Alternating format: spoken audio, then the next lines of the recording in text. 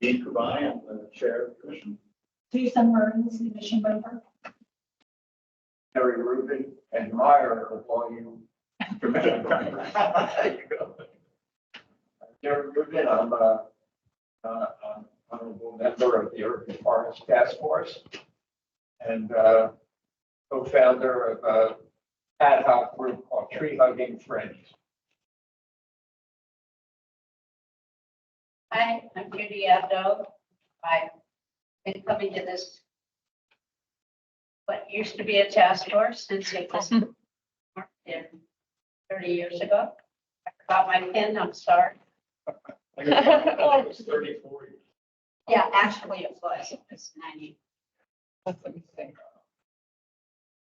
you. I'll go over here. My name is Devin Spiker. I guess in full disclosure, I recently joined the San Wait, what's your feed?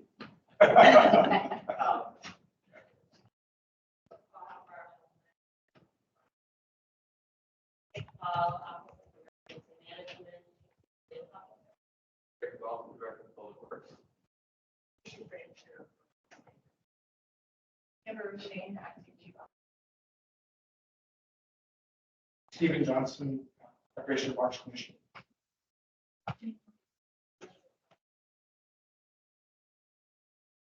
Amanda Grossman, a sustainability analyst with the Office of Sustainability and the Environment. Thanks for coming. The call is order. We've done the roll call. The first item, well, actually, before we go to the first item, which is public comment on non-agendized items. Well, let me ask, does anyone have a public comment on anything that's not on your agenda? Nope. Okay, well, we'll have public comment on the agenda items at two different points in the meeting. But since we don't have any public comment on non-agendized items, we will go to public comment on the special items in the consent calendar. So the special items are safety element and hazard mitigation plan, item 3A, the Metropolitan Water District update, and our minutes from the last meeting. Is there any public input? I know this is clunky, but I know. make us do now. So, okay. And after we approve our minutes, item number, we'll take public comment on the remaining items, which include the airport, artificial turf. And, well, one last item, the Earth Day event, which is 7B. I'd like to move that up to the front, so we'll take that first. If anybody has any public comment on that. Okay, so my understanding is, I wasn't here last meeting, but Jerry talked a bit about this Earth Day event and asked to agendize it, asked for some support, motion in support of the event by the commission. Do you want to give us a brief summary of? Thank you very much. Happy Earth Day, April 22nd. Started back in 1970. And I think we're doing good stuff. Environment better, thanks to you guys. What we're doing, and you could support this. Last meeting a couple of weeks ago, the Urban Forest Task Force unanimously endorsed it. And I thought you guys appropriately would be cool doing it too. We've been having these Earth Day tree hugging events, sometimes on Earth Day, sometimes on the spring equinox. We've done it a few times at the Children's Tree of Life in the Palisades Park. We've done it a few times. We're very grateful that we were invited to have a gathering at a landmark North Bay fig tree. One of our fantastic trees, Santa Monica. And it's at 5 o'clock on Earth Day, about an hour. And people are write a song and share. Maybe a positive poem or a song or introduce yourself and what you're doing. In Santa Monica to help the environment. It's not a political event. We don't need any money or anything like that. Want to honor Mother Earth, and trees are a big part of how we're going to sustain Mother Earth. I make sure we continue to take care of our trees and nurture and plant more trees, do all that kind of stuff. So this, to finish up, after we circle more than a fig tree, we get enough people, so we don't have to have a semicircle. And I'm hoping you guys can help spread the word better than I can do in getting people out. And we're asking people if they would like to, just to do a casual stroll through Palisades Park, just for a couple of blocks, and hugging any tree you see along the way, and ending up at the tree that was planted honorably and grateful to the city for planting the tree of gratitude in memory of my late wife Marissa, who, as you know, it's almost 2 years now, passed from pancreatic cancer. Right? It's an honor. She was memorialized. We're going to have a brief vigil there. That tree was planted at Corner exactly a year ago. And then we're going to stroll this 10 more yards to the Children's Tree of Life, which was planted 41 years ago. And my wife Marissa got a flag and worked with our late mayor Ken Edwards to come up with a proclamation and named it the Children's Tree of Life. And everybody kind of thought that I was the one that did all that stuff. She was a lot of things and really helped a lot behind the scenes to help get the urban forest task force started. So we're going to end up there. Next Monday, I would say, yeah, I have a motion.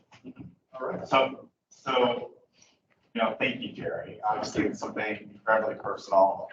I have to admit, for me, my trigger word every time you're pancreatic cancer, that's with my brother. And so, I'm sorry we have that in common. But I would say this, which is, I move that we support this event in order to bring attention to the need for much greater tree canopy in the city of Santa Monica. Motion.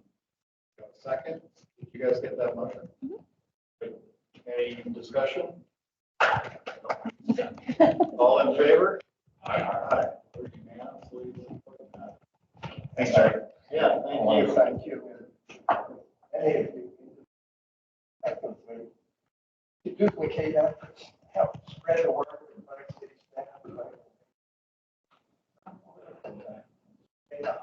Trees are all come together in a positive way to help spread the word.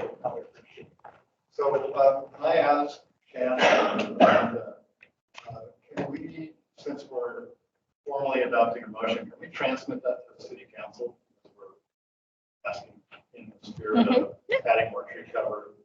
And also, if possible, can OSE help to promote this event somehow? If you have some information, pass on to them.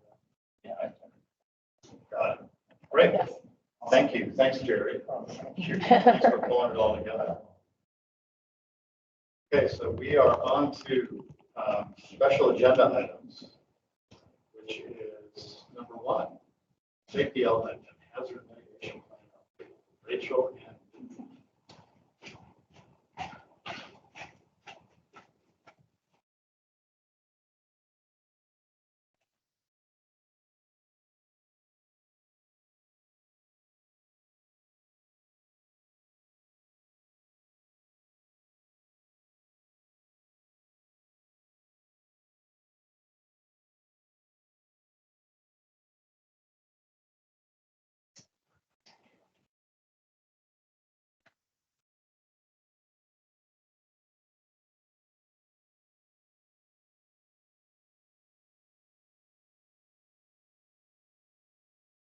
everybody. Thank you for being here tonight. I'm going to present an overview of the safety element update and what we're doing. This effort is being led by City Planning Division. Lindsay here is leading the effort on the local hazard mitigation plan, and we're hand in hand in coordination with each other since a lot of these two plans really are related and interlinked. So I'm just going to provide an overview of our progress so far and updating the safety element, what it is, and planning on analyzing. So what is the safety element? The safety element is a mandatory element of the general plan. So if you've never heard of a general plan, the general plan is basically the so all jurisdictions across California have to have 7 required elements of the general plan. Housing, which we recently adopted, the land use and circulation element, which you hear a lot about, historic, conservation, open space, and noise. And here we have the safety element. So that is a mandatory element of the general plan. So the general plan, the purpose of the general plan is to really establish the goals, policies, and programs to reduce short-term and long-term risks of death and injury due to hazards in the natural and built environment. So in the safety element, we're going to cover everything from geological hazards such as earthquakes, landslides, as well as flooding and hazardous materials and waste, fires, and airport hazards. And then also, in addition to, in response to recently passed state law, we are now including climate change effects into our safety element. And this is, of course, a new requirement. So why are we updating the safety element now? First and foremost, the safety element was last adopted in 1995, but as you can imagine, that's very there's a lot of old data in there, which is why we don't really use it or reference it all that much, just because there's so many new information out there. We have the Santa Monica fault maps, which was issued in 2018. We also have new FEMA flood maps, as well as climate change effects that were previously not addressed in the 1995. So also, it's very important that since the safety element is part of our general plan, we want to make sure it integrates with the great plans that the city has already done, such as the Climate Action and Adaptation Plan, Lindsay's Local Hazard Mitigation Plan, as well as the recently adopted housing element. There's also new state requirements saying that we have to update the safety elements. SB 379 says we have to include climate change effects in our safety element, and that we're supposed to update the safety element upon adoption of the housing element. As I said, the housing element was adopted last year in October 2022, and so now safety element needs to follow. Also, new state law says that evacuation routes need to be identified in the safety element. 1995 version, obviously, that was done.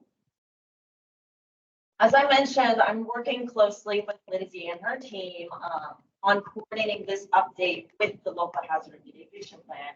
She'll go over this later, and so I'm not going to steal her thunder on this. In addition, we're going to build upon the strategies and the policies that's already within the Climate Action and Adaptation Plan. No need to reinvent the wheel. However, we will be updating the CAP with new climate change information. As we know, climate change effects are constantly changing. We have new data on a yearly basis, if not shorter. We know a lot more information on sea level rise, and so we need to make sure that the safety element is all of them.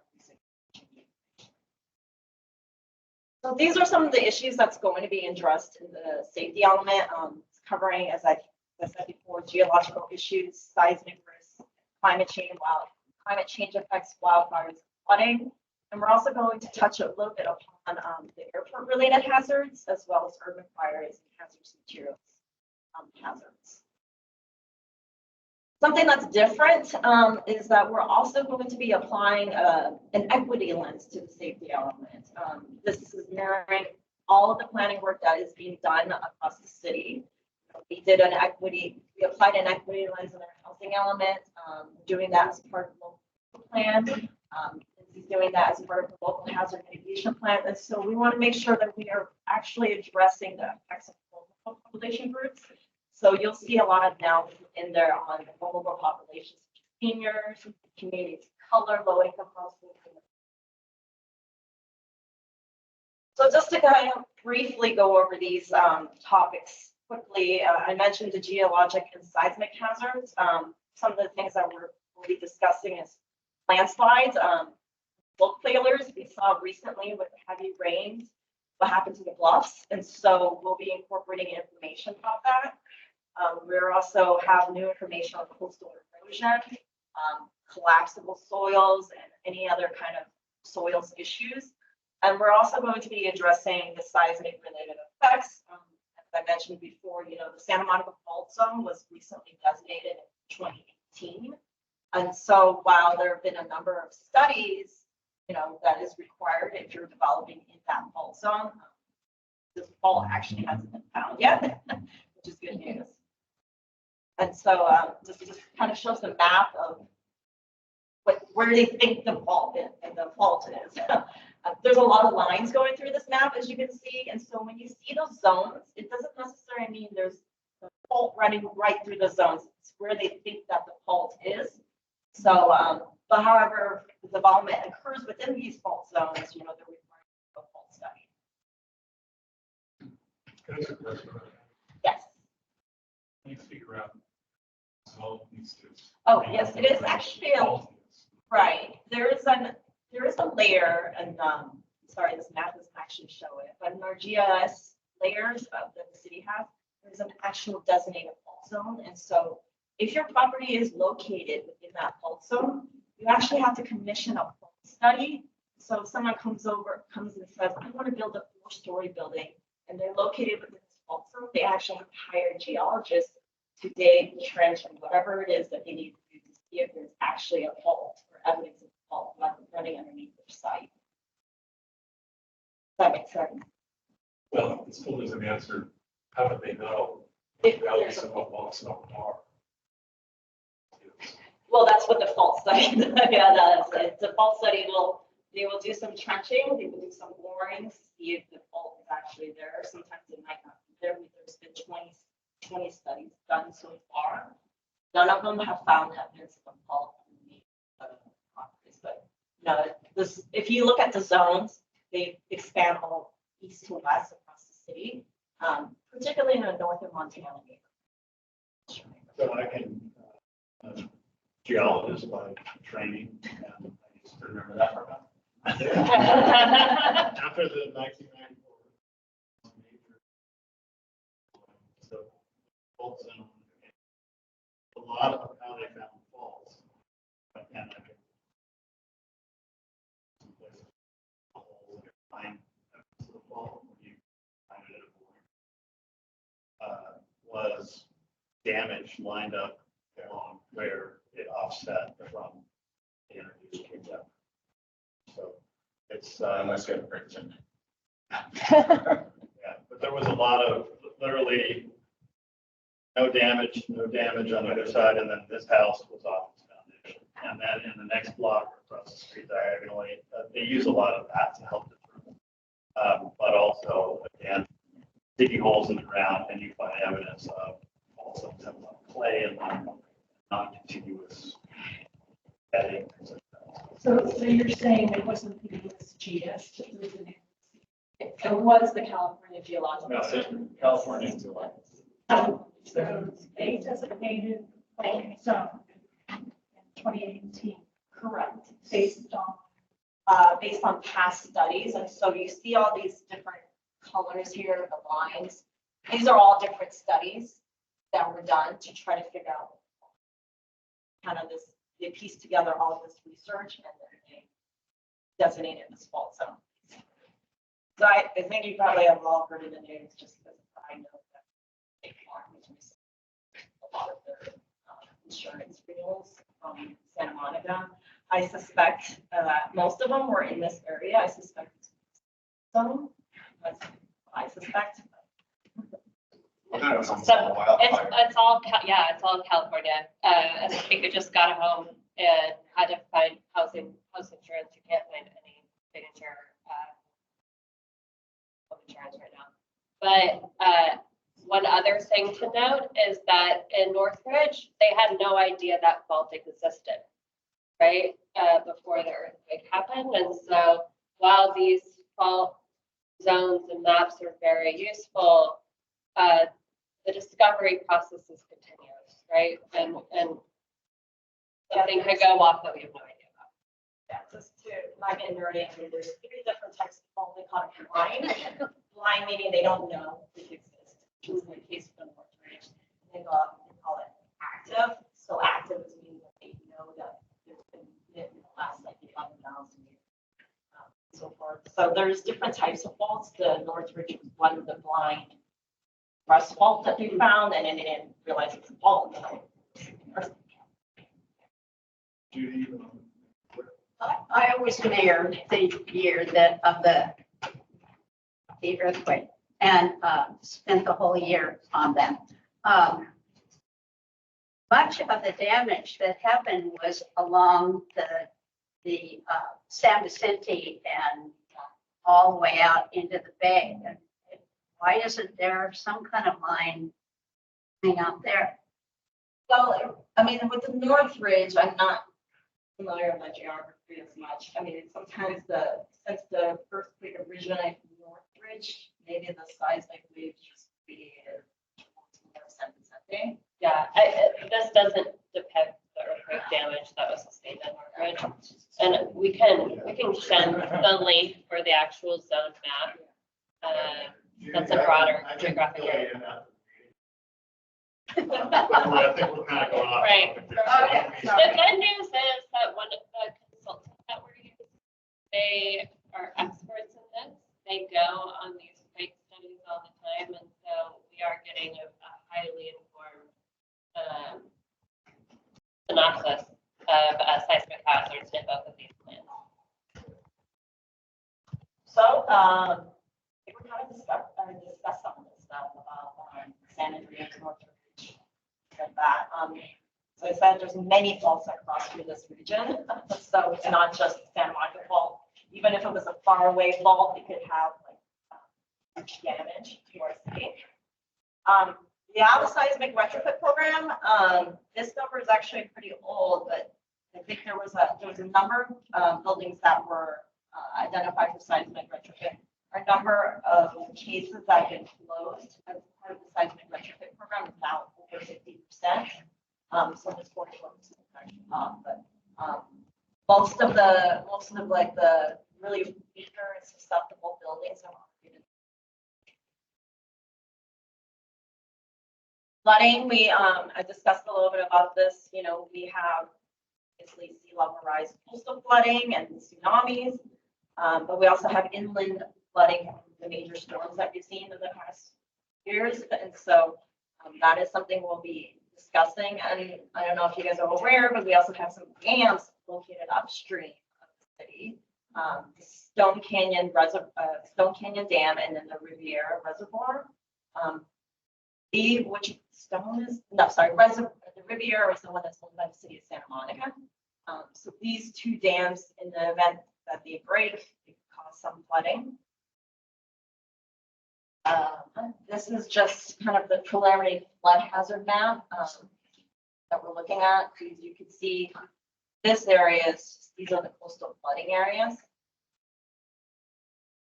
And then this is the tsunami hazard area. As you can see, it pretty much goes up through, it's not a close-up view, but it's 2 PCH basically.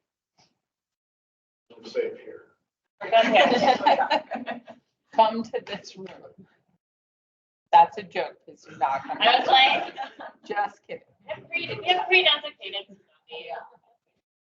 So the areas that are within, like the FEMA has their own maps, and so when FEMA designates these maps and you're under 500-year flood zones, you're required to purchase special insurance, flood insurance. Most of the parcels that are identified in these 500-year flood zones are along the coast, and it's due to coastal floodings, like that. And I mentioned the whole the dams and the reservoir. That could also be if there was an earthquake that damaged those dams or reservoir, it could result in flooding. And we also have seen localized urban flooding due to storms, such as all those atmospheric river events that we had a year ago. about a year and a half ago. February. Yeah, Yeah. couple months. yeah, a couple months ago, yeah. Keeps happening. And of course, fire, we're all very familiar with fire. While we are not a designated wildfire zone, the state designates wildfire zones, and these are areas that are like the mountains areas, like this area in red here shows the Santa Monica Mountains area. That's a designated wildfire zone. While we are not a designated wildfire zone, we still experience a lot of the effects of fires. Lindsay and OEM and fire department, they work, you know, a lot during these wildfire times because there's not only mutual aid, we have to provide a lot of emergency coordination. And so there's also the smoke from wildfires, which is really a health issue for sensitive populations. So while we're not within directly the wildfire zones, we do experience a lot of these effects. In terms of urban fire risk, we don't have a whole lot of urban fires. It's relatively low. But as I said, you know, there is still a risk from wildfires. So that's probably our greatest fire risk. And of course, we will be discussing in the safety element hazardous materials exposures. This includes things from leaking underground storage tanks. While the city does have a hazardous materials management plan, and the fire department is the certified unified program agency, which regulates hazardous materials. They'll want to take a look at this and the potential risks, safety element. This map kind of shows some regulated hazardous materials site. As you can see, most of them are located either on what we call auto road. These are dealerships, car service repairs, and then there's and then everywhere else there within the Bergamo area. City yards. So the biggest concern really from hazardous materials is soil and groundwater contamination. As I mentioned, along auto road is a big one. Over industrial areas in the Bergamo area, we know that there's contaminated soil underneath some of the parcels from the Gillette site, you know, the former Gillette site. So they're still doing cleanup on some of that, some of those parcels. And then finally, we're also going to be addressing climate change effects. So there's a lot of ongoing recent data on climate change, and while the climate action and adaptation plan did a great job of providing an assessment of all these hazards. Of course, that information was a few years ago, and we have more information now. We have better tools. So we'll be updating some of the analysis. We're going to be using the most recent climate change tools. CalAdapt has provided a number of tools to assess heat, extreme heat, like heat waves. They're looking at extreme precipitation, and so we'll be looking at all of that. And then, of course, there's a new model, sea level rise models that applies. I just want to note here too, we are also working in coordination with our colleagues in planning on the local coastal plan, which will be looking at sea level rise. So they'll be updating their sea level rise model data. So we'll be aligned. And as I mentioned, we will build upon the climate action and adaptation strategy CAP, and then coordinate our efforts and the information.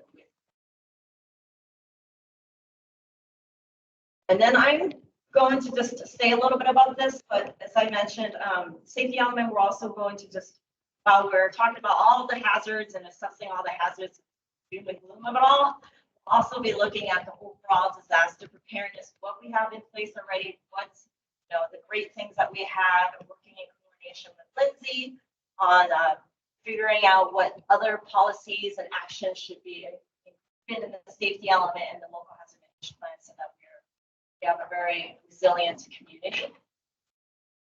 And that I'm going to leave it with. Just quickly, for the local hazard mitigation plan, the difference between the two plans is that there's a lot of overlap, right? There's a lot of similarities in presenting the hazard information. But what the hazard mitigation plan does is it says, okay, within the next 5 years, what do you want to accomplish as a jurisdiction to mitigate, to reduce the impacts of these disaster hazard events? So what do you want to do with tsunami? What do you want to do with seismic retrofit? And this plan is required by FEMA in order to get reimbursement, maximum reimbursement after disaster events. And it also, if we move forward with these mitigation projects, having them identified in the hazard mitigation plan makes it easier for us to secure grant funding. So community feedback is a core element of the local hazard mitigation plan. We conducted a multi-month survey online, and it was also at our public libraries, asking residents and visitors what their main concerns are when it comes to hazards and their level of personal preparedness or business preparedness.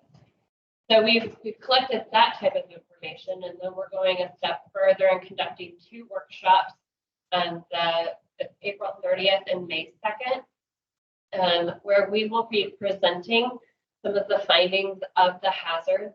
There'll be me and our consultant presenting the information, a good opportunity to ask specific questions if you have them about any of the hazards. And then it's a listening session.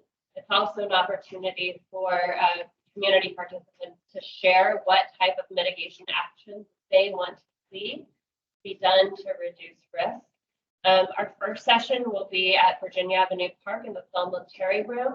That session will be held in Spanish with English translation. And then our second session will be on May 2nd in the Montana Library meeting room. That will be in English with Spanish translation available. So again, we want to make sure that we're really listening to all community members. The other piece of this is our plan. We will take all of those findings and then put together the comprehensive plan. There is a back and forth that has to be reviewed by CalOES and FEMA before it's actually approved. And then our second step is we received a grant, hazard mitigation grant, to go a step further and do a social vulnerability analysis. What are the vulnerabilities in the makeup of our community, especially the Pico neighborhood, that make them more susceptible to disasters, and what kind of community-based programming could we implement to reduce those impacts? So we're moving forward with that, and that project has to be done by 2026. Available to answer any questions, and also happy to come back when we're further along in the local hazard mitigation plan.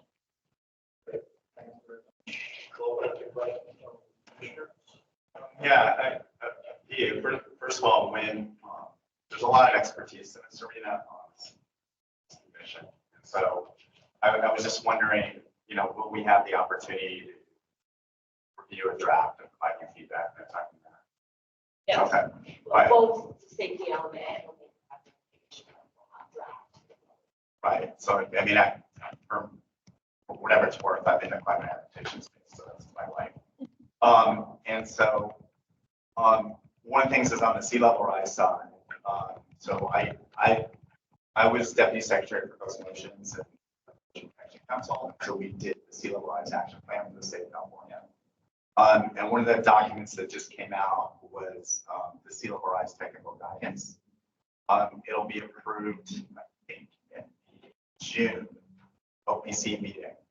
Our group, NRPC, commented on it extensively. So I would just advise to make sure that, because that is the document that we're going to be using for the next 5 years in the entire state, like all 17 agencies who do anything to do with sea level rise. It'll be that document and how you apply it. The other thing is from an LCP perspective, and this gets tough, so I sat on a coastal commission as well.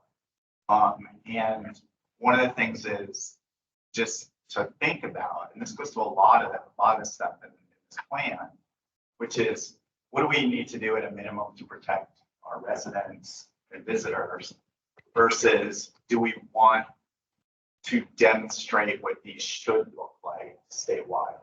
And those are two very, very different things, right? So you don't have like a major wildfire risk issue here, but obviously the Palisades does, which is, why the whole state of Montana just lost their insurance. And so, so dealing with those sorts of risks is a really big deal. For example, we have 3 colleagues, Dave Pettit and myself, we're working on basically flood nationally. They don't really care about California as much as they care about other more flood-prone states. But, one of the big things that they're focusing on is disclosure, right? And so just to make sure everybody knows what the risk is, where they are, if they have to be located in a place with risk, and communicating that. Now here, the answer might be, yeah, we're fully disclosing, you're not at any risk of flooding, but at least you've gone to the point of doing it. And so it's that sort of discussion, and I don't want to waste more time, talking about what we could be doing in this, but it's that sort of thing where we could be leading by example and demonstrating what we think is really important as a city versus, some of the things just might not even really apply. And I'm just like, luckily, we're not at that much risk on sea level rise. I know that, obviously. But I can tell you from the standpoint of the processes that are going through the Coastal Commission on LCP approval with sea level rise adaptation plans that are part of it, it's all over the map. And so from the standpoint, like some cities are doing a decent job, some cities are doing a horrible job, and the commission has not really been consistent because they don't want to just be the lead on this for the whole state of California. And so that's really a big issue. But this could be another example of best in class. And okay, you include a vulnerability assessment, you include, like you're already saying, you're going to be doing a social vulnerability assessment, which is already a great thing. It should be part of all the vulnerability assessments and has not been. And so there's other elements that just don't occur. Like you can believe it. Everyone just says, okay, are you going to apply it to all new and redevelopment that are actually within the area that's risk to flooding? Believe it or not, that's not how it works. It just, there's all sorts of fights over that, literally on a case-by-case basis on development by development at the commission, which is completely inefficient. And so there's just an opportunity here to put all the various different things and make that happen. And the other thing is I would refer to is the sea level rise action plan, which includes a lot of those things for the state of California that could be included or shouldn't be for that purpose. So that I'll stop there, but that's start. Thank you. Yeah, actually, it's funny you mentioned that. I'll lay on.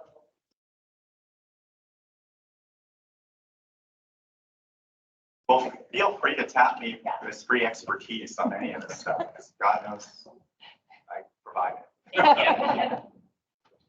you. Look at soil toxins. Yes, that is probably right now one of the more, biggest hazards at the airport, like that. The fact, and Amber's here, but the fact is we don't see a whole lot of aircraft accidents. And when we talk about the safety element, local hazards, it's really mostly has to do with soil. So, but of course, that visioning work for the airport is on to the jury. So we're not actually planning for the development there, but we're trusting what is required to address those.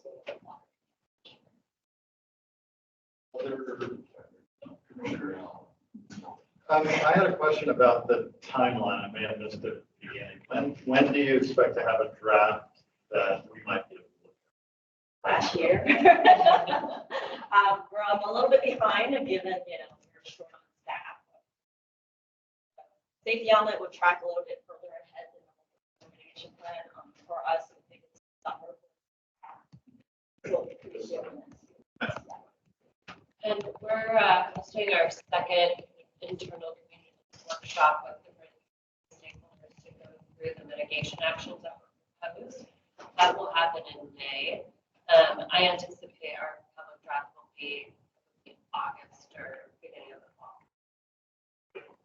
And it looks like there's one question. I don't want to really open it up to lots of questions from the audience, but if you have a quick question. Yeah.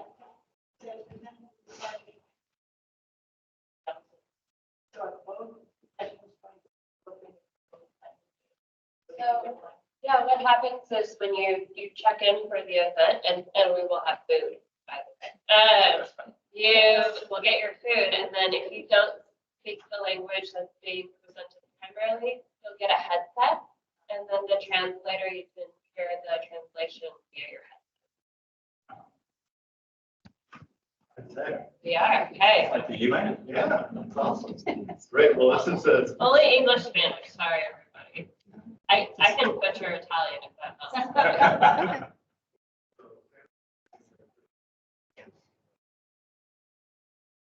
Thank you. because you guys seem very well prepared and are spending a lot of time getting more prepared. Thanks for the update. And we look forward to hearing. I'm sorry, I got one more thing. Crazy ask, but it's, so you brought up extreme heat and, I remember, Santa Monica's obviously again, not from community, but I think we did have a 100-degree day out here not too long ago. And I'm just wondering from that standpoint, is that going to include a sort of a heat adaptation plan? And also, do you look at these sorts of things from the standpoint of Vassar as differentiation between a resident and a worker? So you do differentiate between the two? You can imagine extreme heat in the workplace is very different than heat in your home. So is that part of this plan or no?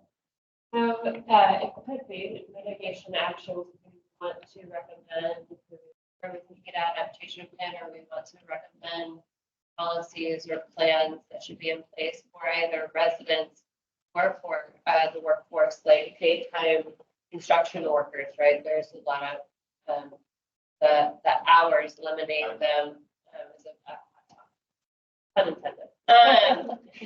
But compared to the rest of LA County, our heat risk and even into the future is minimal. However, we will have the impacts of the heat events occurring elsewhere in the county with increases of people trying to seek refuge in Santa Monica and by the coastline where it is cooler. So that's something we still need to be mindful of. And we do response with heat event. All of these bad things, my team, me and one other person, we do response all the time with these brainstorm events, heat waves, etc., monitoring what is the scenario that we anticipate working with NOAA, and then how can we prepare and then reduce the. So some of the scenarios we've seen in the last 2 years were not predicted. And so we're much more extreme than thought. And one of the things that came out on the extreme heat side, on the vulnerability side, was big surprise was that the biggest vulnerability, like if you're in San Fernando Valley, you already have an air conditioner, right? But if you live in Santa Monica, especially within 2 miles of the coast or something, you probably don't. I know I don't. Yeah. I've lived here 30 years. And so it's a very different situation on vulnerability. We also have a lot of elderly. So elderly with no air conditioning, living within, a mile of the shore, they might actually be as vulnerable as any other population in all of County. And there's a new heat risk analysis that's done by NOAA to calculate how long is the heat event, what are the nighttime temperatures for rebound, etc., to try to gauge how bad is that. And we take all of that data in, and then really we'll be looking at what are there going to be a set of heat-related mitigation measures in the local hazard mitigation plan, but it certainly will be included. Thanks very much. Thank you. If anybody wants a geology lesson at the end, I'll be up at the front. Markers. Okay, so we are on to item 3B, which is on the agenda, has been postponed. That was an update on the Clean Power Alliance. We're going to do that next month, I believe. And we're on to 3C, which is Yes, and Mark can chime in because he's used to be on and hopefully will be again. So I think there are some Yeah, there's some slides which I have not seen that were added to this report that was done by the Met. So it's not just me. So a major part of what the MWD is looking at now is sustainability, resilience, and innovation. And our general manager, who is Adele Khalil, has established a new sustainability, resilience, and innovation office to elevate the ongoing efforts and provide high-level executive leadership. And they are charged with developing sustainability measures and inspiring innovation district-wide, and is leading the Metropolitan's efforts on both reducing let me just call it MWD, climate impacts, and on adapting to already changing climate. So much of what we talk about has to do with climate. The board approved a climate action plan in 2022 to reach carbon neutrality by 2045. Over 80% of Metropolitan's carbon emissions come from our electricity use. Not a surprise. It's the power that it takes to treat, convey, and distribute the water. To address the emissions, Metropolitan is installing solar and batteries at its treatment facilities and switching over its retail power accounts to green power, and is looking at its large properties for renewable energy opportunities. Met is also in the process of transitioning its fleet of over 800 vehicles, picture that, 800 vehicles, to zero emission vehicles. And it's especially challenging for the MWD, given its large service area spanning throughout the desert along the Colorado River aqueduct all the way to its northern facilities, conveying state water project water from the Delta. So it's a huge, huge area. One coming from Colorado, one coming from the Bay Area. There's no question that climate change is here and putting mounting pressure on the year-to-year management of our water resources. One of the things that has happened during the years that I've been the city's representative, which was started in 1996, when I was 2, is that I would say that the majority of the board at that time didn't believe in climate change. They would laugh about it, and we just did not talk about it. And now everybody's a true believer. Everyone on the board. Metropolitan draws on supplies from the Colorado River through the Colorado River aqueduct, and if you know your history, you remember that this is the whole process that was started with Roosevelt, bringing the water from the Colorado River during the Depression, building the Lake Mead and the dam, Boulder Dam. Climate change has reduced the supply of water from the Colorado River a lot, not just a little, a lot. And in response to this new reality, California, Arizona, and Nevada are submitting a proposal to the U.S. Bureau of Reclamation that would ensure the river system health and sustainability for decades, which means using less water. All of the 7 states and Mexico that use water from that system are going to have to use less water. And we're in the midst of a sort of, I would say, battle over how that's going to happen and who has to stop using the most of the Colorado River water. Much of it goes to Imperial Irrigation District, which is not part of the map, but it's the part of the state that is very, very hot and very, very rural. So, and they grow a tremendous amount of food that is needed for our country. So it's a problem. A new operating plant must be in place by 2027, and the good news is that Mother Nature has thrown us a lifeline, and that's the rain.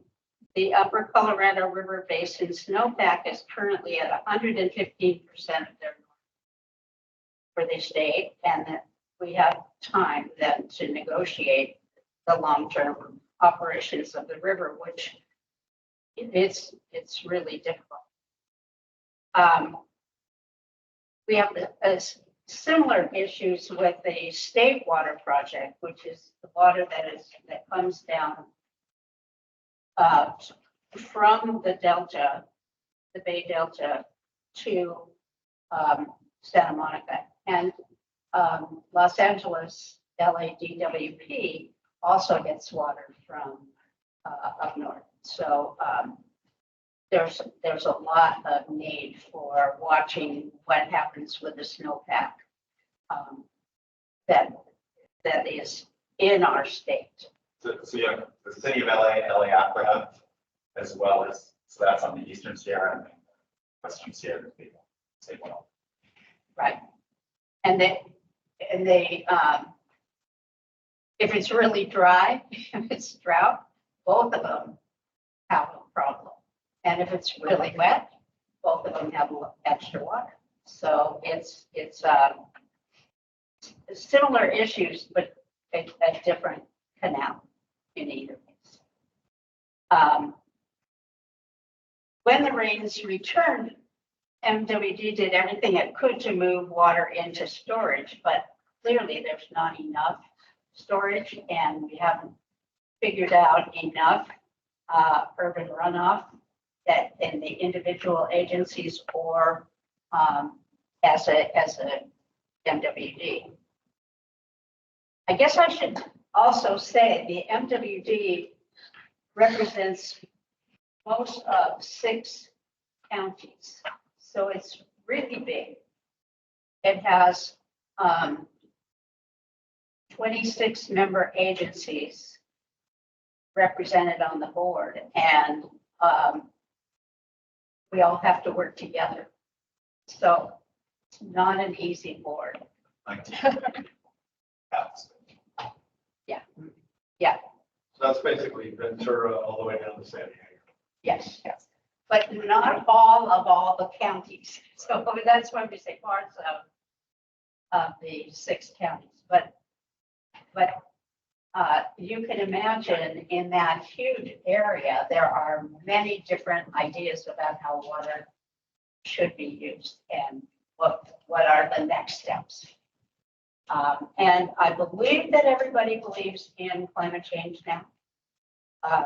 And everybody knows that there's going to be. I wonder, I appreciate you being clear on the subject. Finally joined the band. Yeah. But it's what seems obvious from our perspective might not seem obvious from Orange County or San Diego's perspective, or even Ventura.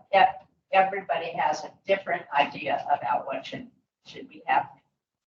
So we have this process called Camp for Water, which is Climate Adaptation Master Plan for Water, or Camp for W.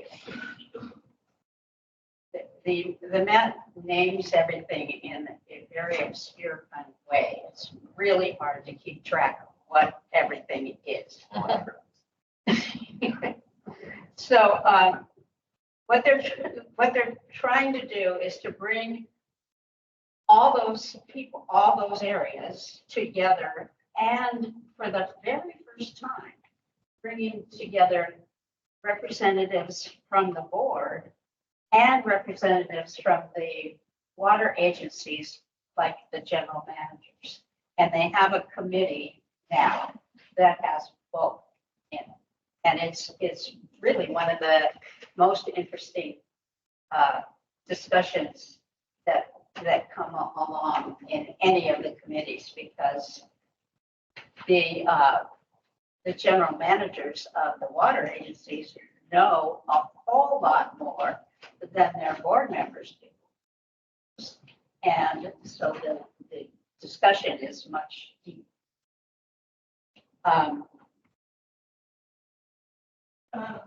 Yeah. Included in that committee is their representative from, say, LA County Department of Health. No. Is there drinking water?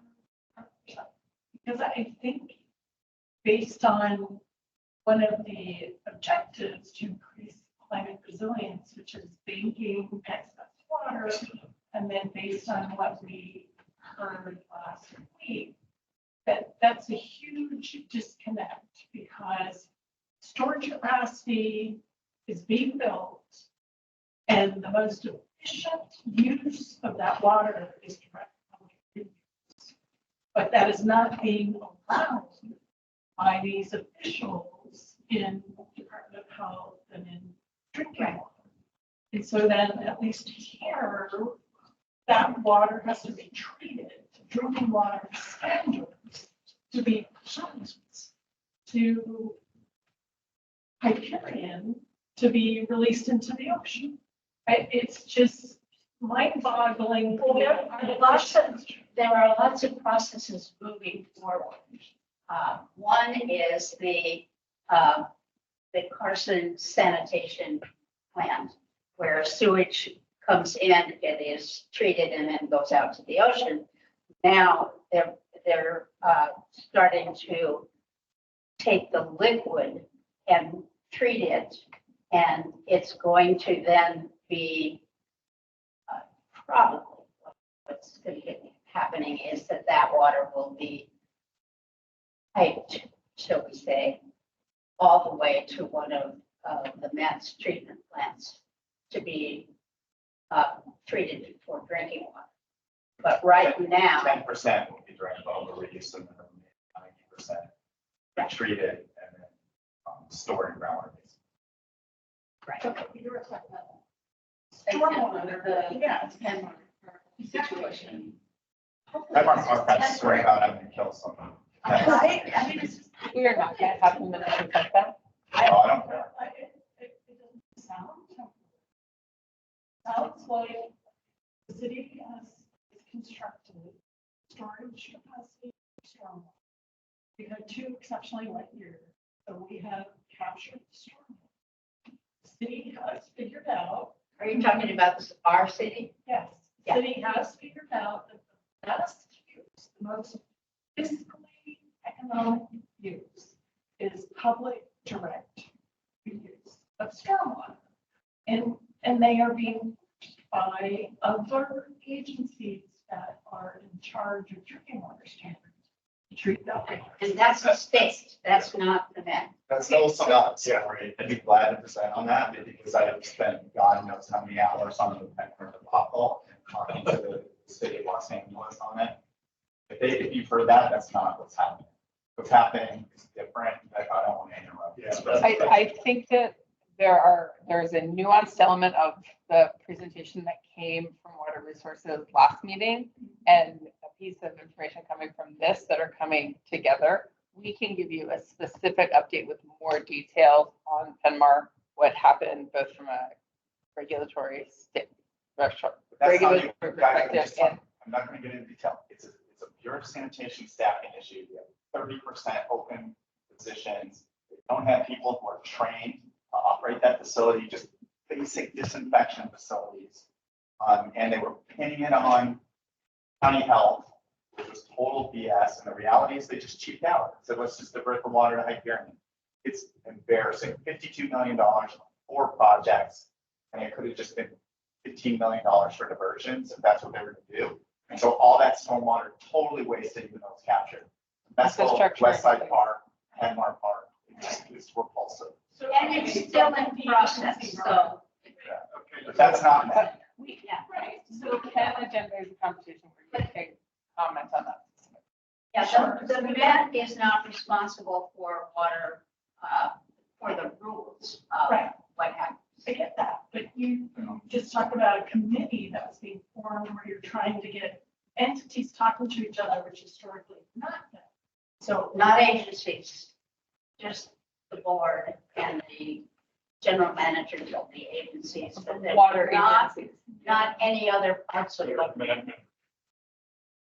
then what would be the mechanism for getting agencies to talk to one another? Yeah, well, the agencies are talking to one another in this. I But think you're, agencies. you are using the Water word, agencies. you are using the word agencies and you're Yeah. meaning different things. You are talking about municipal water Water agencies and agencies. you are talking about you regulatory. should use. So, no, I like. It's a big win to have the water agency general managers. It would be a whole other step, and I agree with you that it should happen, but that is not happening Well, shouldn't it be? I mean, yet. Yes. Change is hard. And honestly, there should be, a bunch of agencies should be commenting on what you see. So continue to present on. This plan is so important, so go ahead. So, we passed the budget last meeting, which was last week. And we've had at least 4 major meetings about the budget. And here's the problem. As simplified. There's lots of conservation happening because people aren't using as much water. So not as much water is being purchased by the agencies, their water agencies. And so there's not enough money coming into the Met because there's not enough water being sold. So we become like small business, when you think about it. We sell water and we're not selling enough water to maintain what is necessary to be maintained. So the budget had to be addressed by, at this point, raising rates. So raising the water rates, not on individual people. It will bounce to that, but it's the water that is sold by the Met to each water agency. Santa Monica buys very little water compared to most of the other agencies. It was just the wrong message to be sending.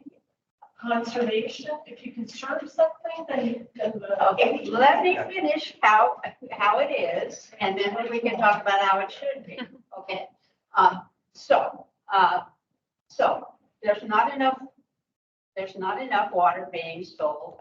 So one of the proposals was to stop doing conservation work. I love it.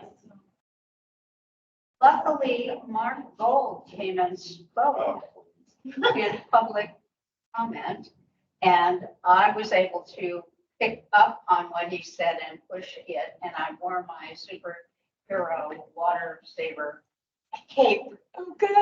Yeah. That still has cape? legs. I wore it again. And it wasn't just because of the two of us, but conservation stayed in the budget.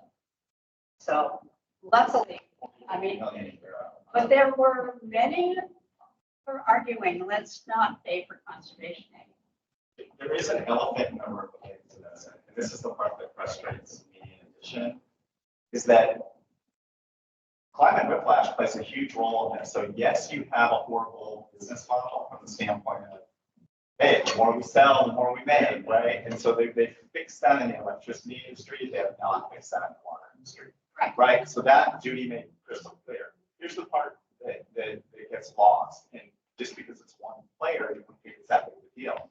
When we have super wet years in the Sierras, that means there's more water coming down the LA Aqueduct than DWP can deal with.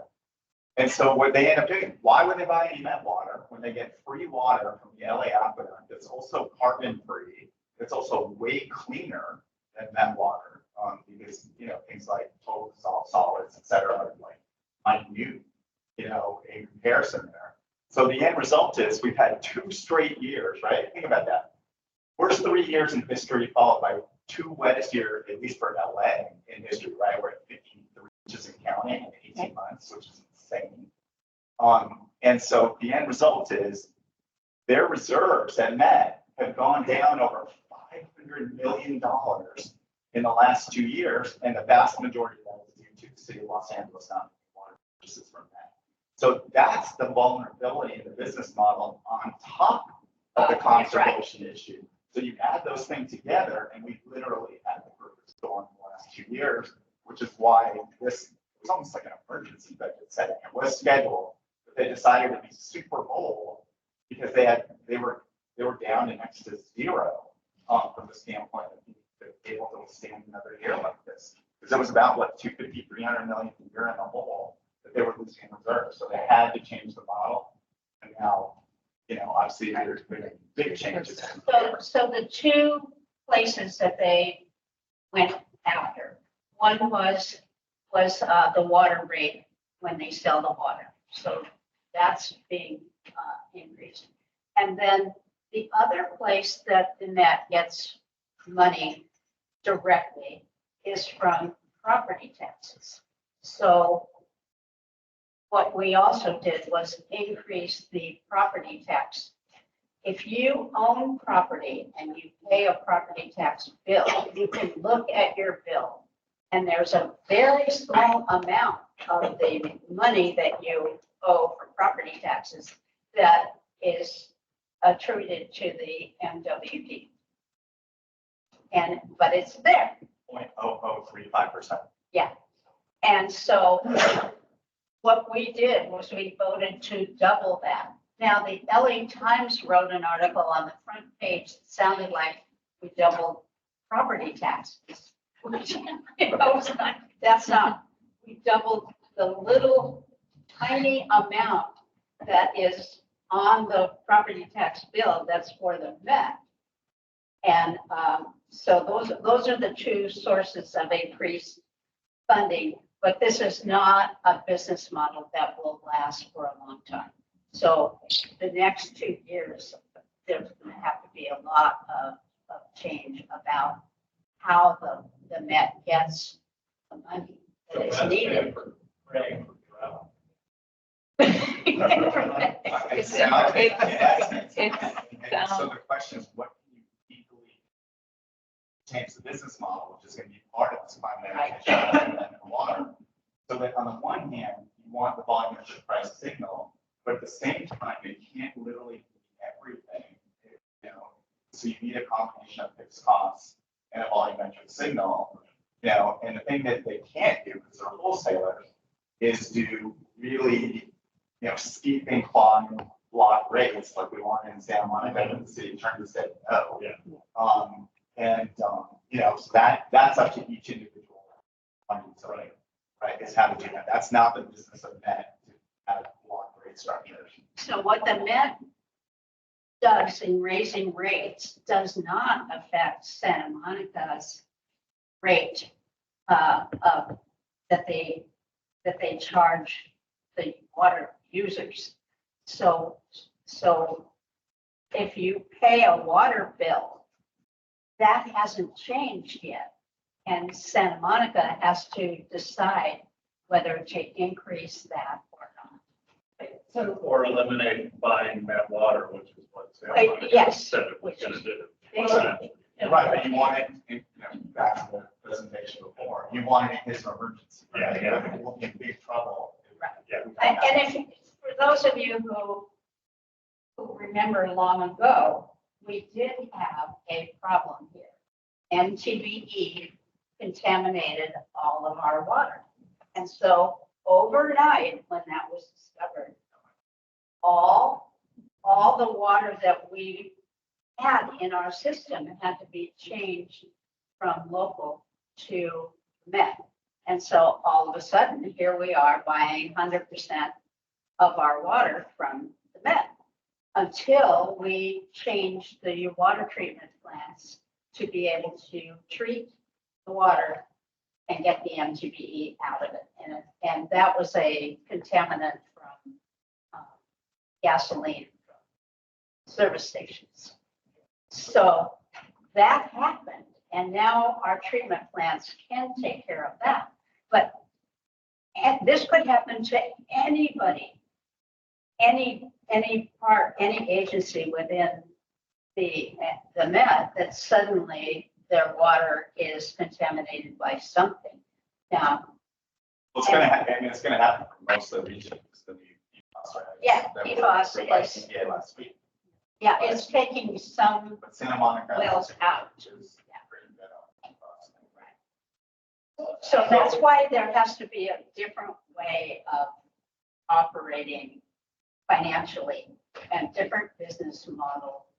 And Yeah, we've had these discussions here, so to give you an idea, it would be a 13% rate increase for a few years versus 8.5 plus the ad valorem kit. So they end up increasing the ad valorem tax for the first time since 1990. That's That's the the small. property tax. 0.0035 to 0.07. And nobody knows what ad valorem means. But that's what it is. I just have a question. So each property owner gets that.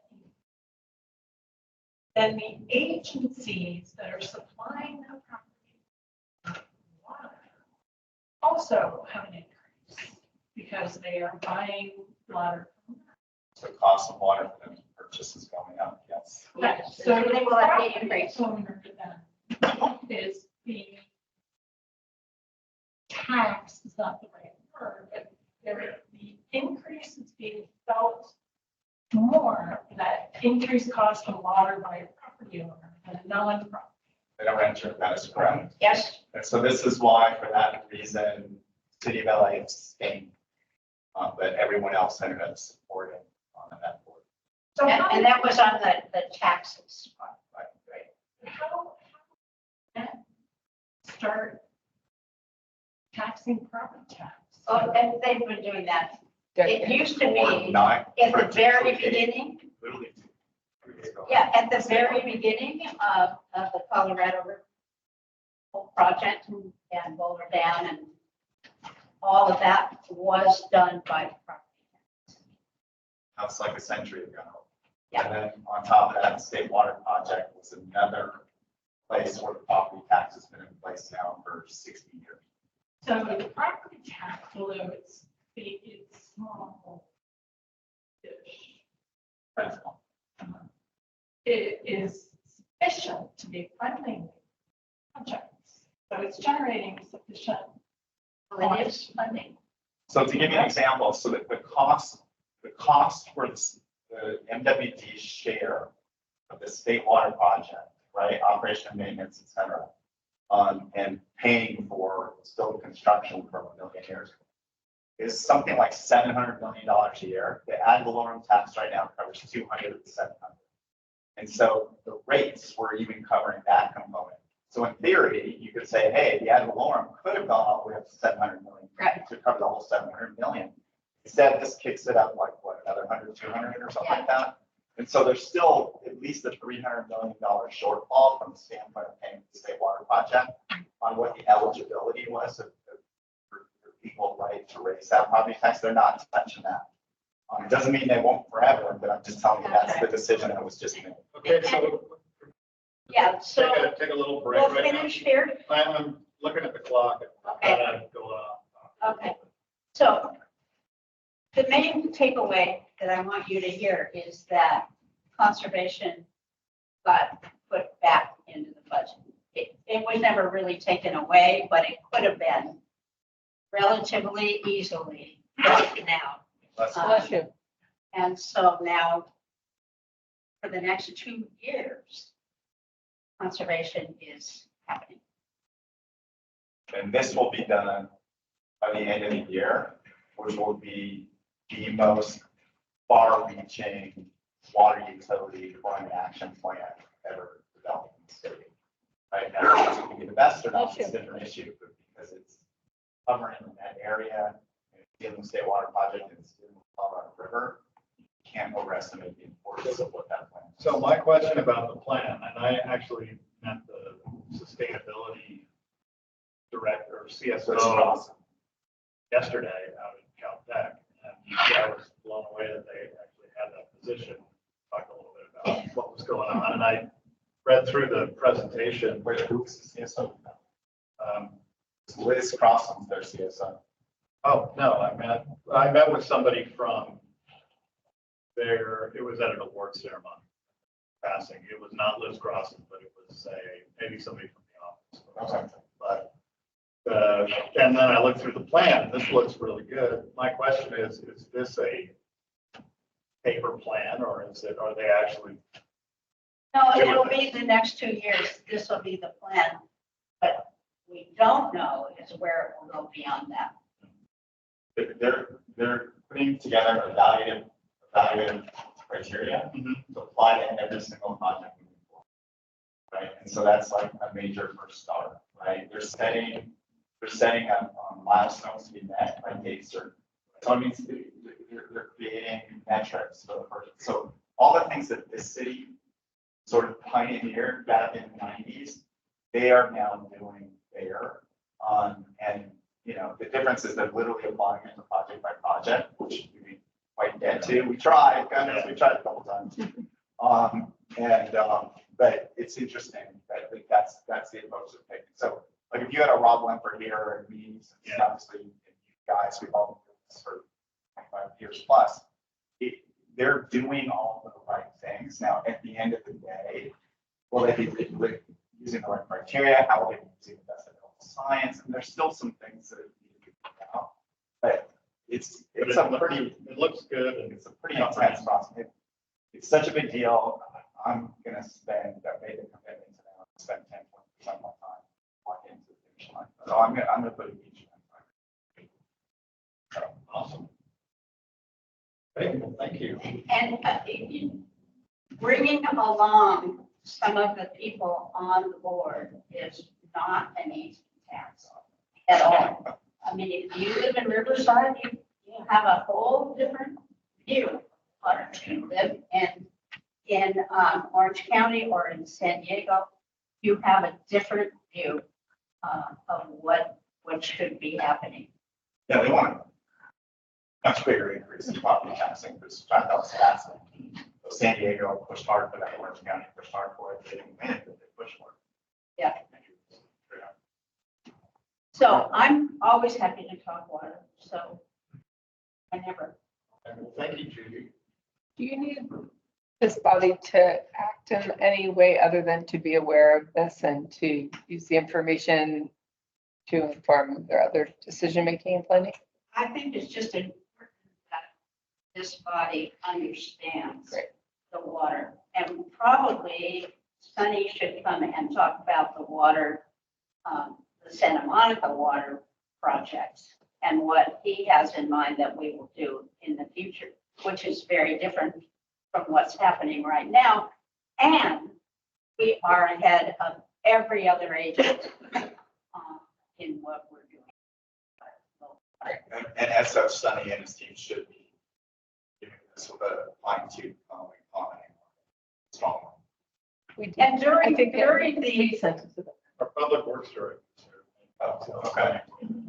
We can make Rick do that instead. during the hearing about and the discussion about the budget, I was in texting with Sunny and with Mark.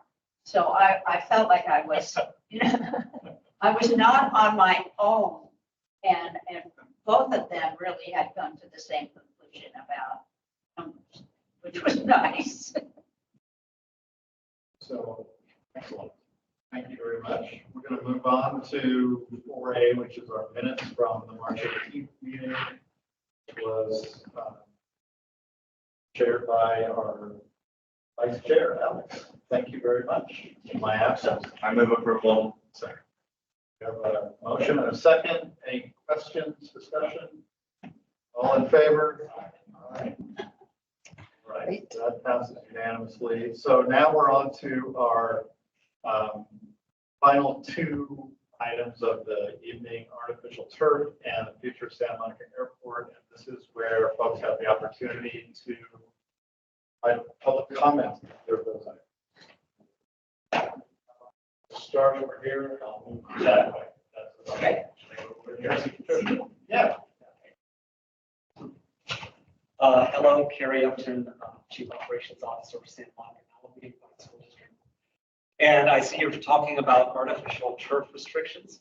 I'm not sure what you're talking about or what, because there wasn't a presentation that I could see that what your point is. The only thing that brought me here was one of our local community activists who's been sending emails to the board, which is strongly encouraging the district to remove all artificial turf from the district.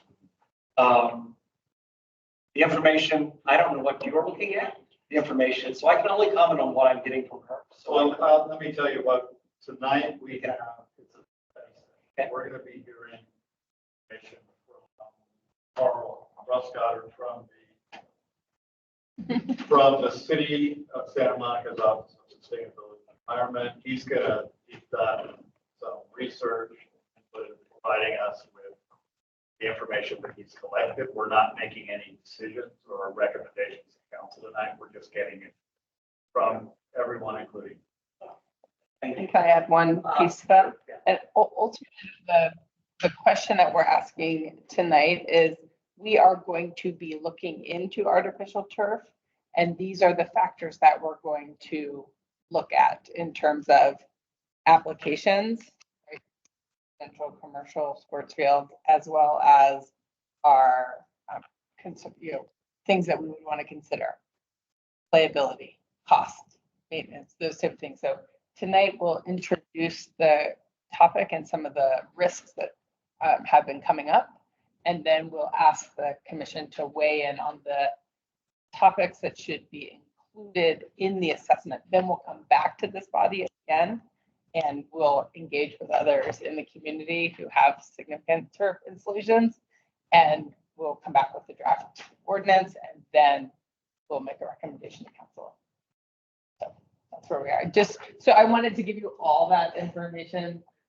The little tricky how we do it now, where you do your public comment, the items. So hopefully that gives you all a little bit of context. This is all city attorney stuff. This is all the direction of the city attorney and the city clerk.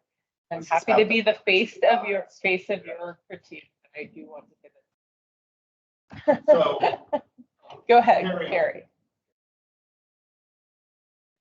just to say, Carrie Upton, Chief Operations, just to say, the last 17 years, the district has looked at this question. And before we've added any synthetic turf fields, as we've made adjustments to which ones we're using, how we are using them, we have studied this, we've taken a deep look at this, we'd love to participate in this conversation. There is a lot of misinformation, a lot of pseudoscience, a lot of, you can read 500 articles and say all the same, but you cannot really read that many peer-reviewed scientific reports on this here. And before we jump off the deep end on something, because I know there are a lot of people here, let's get rid of all turf and go back to grass, that would not be a benefit for the students. And that would not be a benefit because they would really not have a playable time in our very, very art-starved city of Santa Monica. So before you all go too deep in this, I'd love to participate, we'd love to help, we'd love to show you what we've discovered. Appreciate it. Thank you.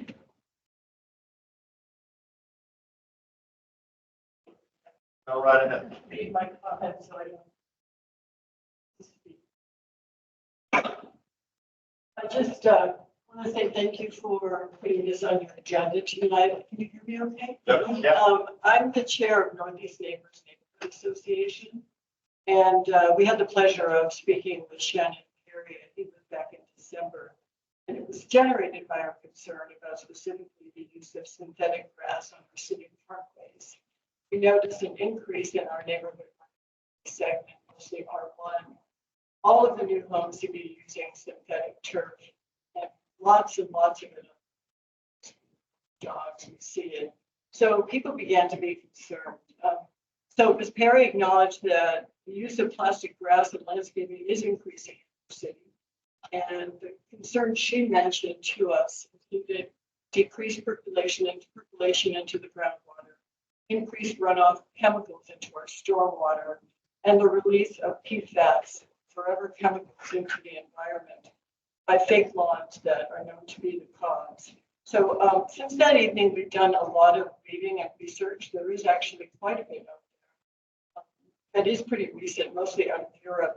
A couple of our members are actually cancer doctors who are resourceful in giving us data that is authoritative. It's not pop. And a couple of the things that came to us, not related to schools, but important to remember, is that in 2020, the value of artificial turf market was $2.7 billion. It is just about double at this point. Two, as artificial turf is typically installed in areas that had previously been covered with plant life, this increase in coverage of the Earth's surface with synthetic materials that increase runoff have not been shown to cause heat island effect that has important implications for climate change.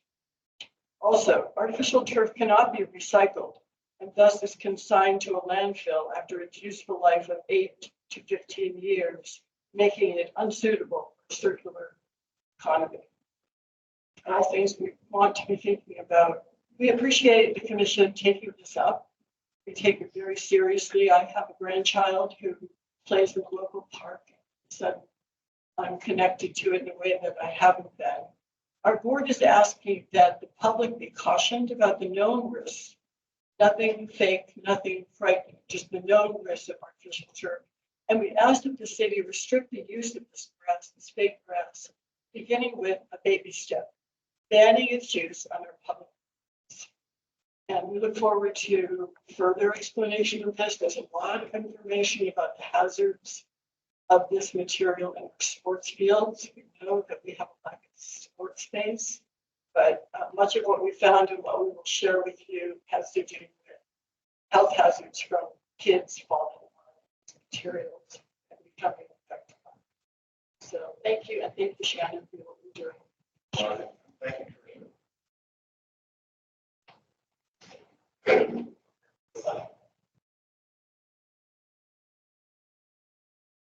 Speaking on 7A Future Santa Monica Airport, thanks for bringing the city to let us know where we stand with this. My name is Michael Brodsky, and I'm on the board of Santa Monica Airport Park Foundation. And obviously, we are working towards the future of Marine Park. Today's a monumental day. On April 14th, which was tomorrow is the vote day. In 1926, the residents of Santa Monica voted to purchase Cloverfield, which was our greatest park. 60% of that land at Cloverfield was a golf course, tennis courts, playing fields, shooting range. It was our biggest park in the city of Santa Monica until 1941, when the U.S. government took control at the beginning of the Second World War. So now we're embarking soon on the closure of the airport and what will come after, and the benefits of the airport land to return it to its original uses. Absolutely important. It's so important for this commission. By the way, it has been a joy to listen to intelligent people talking about complex issues that really affect everybody. So I appreciate that. A few of the things that are so important about our parks is that they provide so many sustainability benefits that are going to be important 10 years from now, 20 years from now, 100 years from now, that we need to spend a focused amount of attention, and this group particularly, to ensure that things like this parkland will be able to be used as a natural habitat to increase biodiversity, to be able to use for stormwater management. We have 200 acres, and that water goes straight to the Hyperion plant and the use of native plants to reduce water use. We've been hearing so much about that. How soil conservation can sequester carbon in this land, how important that is. The role of trees to clean the air and the groundwater contaminants. How this will be able to reduce the heat island effects. 200 acres right now we have heat island effects. To reduce and eliminate the use of carbon-based energy when the park is created. How can we make a sustainable park that will be able to use energy efficiently? Be able to provide active and public transportation to the park to reduce pollutants and to reduce waste at the park when we create the park. So you all are really one of the most important commissions that will help us generate something that will enhance the livability of our city for 100 years. So thank you so much.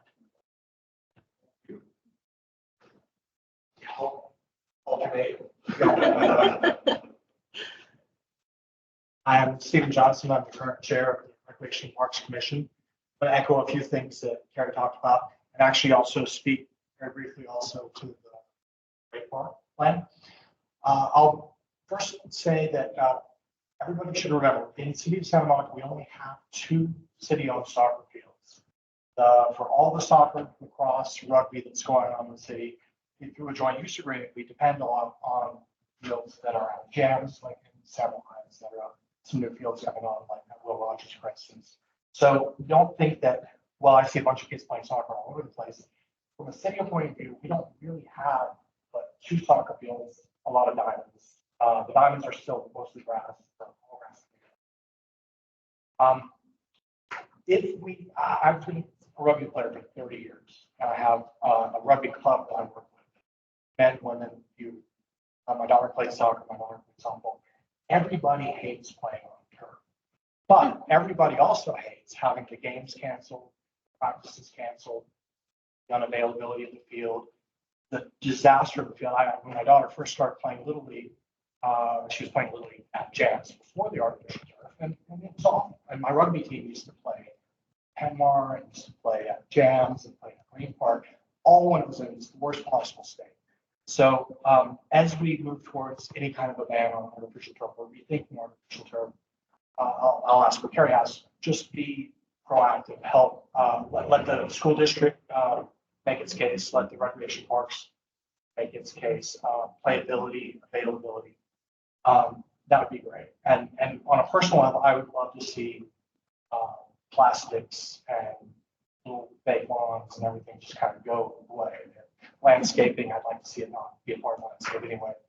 But until moving to the Great Park, until we get to a place where we're like Irvine, San Dimas, San Diego, Ventura, where we have vast swaths of land with multiple fields, can be grass fields, or even more interestingly, hybrid turf fields like you will see at the Summer Olympics this year. The Stade de France has a new hybrid turf field. It's grass with kind of a mesh lining that maintains the playability of the field, so it doesn't get as torn up when it rains and things like that. It's a lot really expensive. We're going to redo, say, Airport Park with that. It's a lot more expensive, but it's also the future. Because when we can have grass, we can have oxygen, we can have rain go down. Maybe that's the future. Going into the future, I'll also commend the district because they've moved away from the black crumb rubber that you can, hot day, you can visibly see the toxins lifting up from the turf. I used to pour it out of my shoes as I played soccer. But I mean, you can literally see the toxins going up. The district, Carrie can speak more specifically to it, but the court is better. It's probably safer. I don't know the real studies. It off-gases well. Huh? It off-gases well. Anyway, but it's an improvement. And also speaks to the fact that the district is moving towards better quality turf. Every new field turf. Belmar is better than Airport Park. Park will be replaced pretty soon. There are some improvements to be made. I just hope that as we move towards any kind of restrictions, which we'll learn about because I haven't heard either. Any sort of restrictions, let's think a little bit in the short term about our possibly places for the kids to play soccer. And one last thing I'll mention, and it relates to water capture. Where the SWIP to go in at Memorial Park, we might be able to say, let's take some of this water capture and have the new diamond fields that are right now slated to be artificial turf, they can be grass, because nobody wants to play baseball or softball. Artificial turf. If you're a baseball fan or softball. So thank you, and looking forward to the presentation. All right.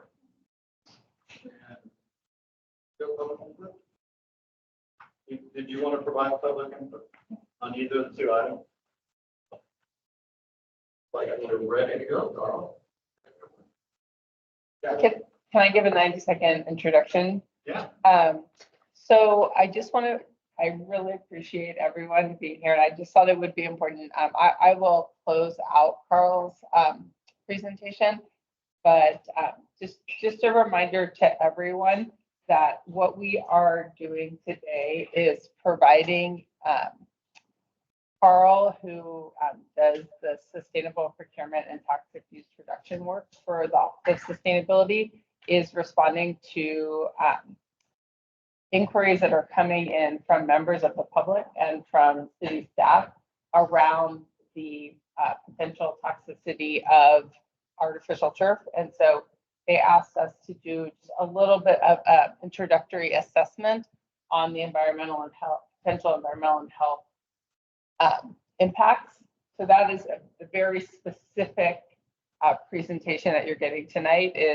This is what the science is telling us around these issues.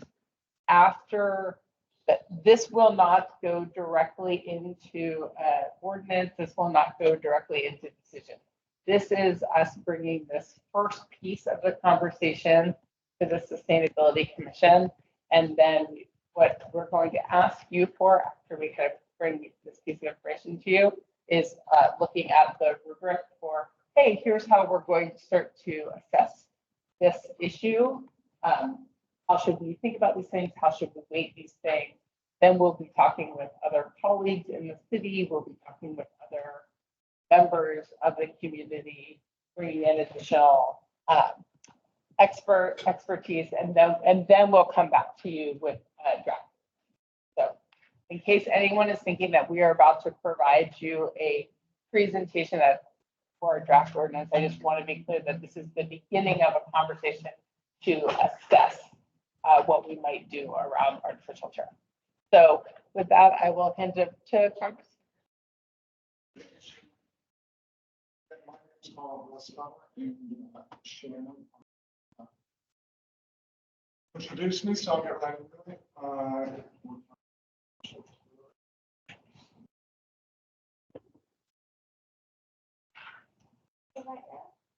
Right now? Yeah, you're not going to be impressed. I'm different Virginia Avenue Parker here, so. What is artificial turf? All right, we already know it's synthetic. It's not really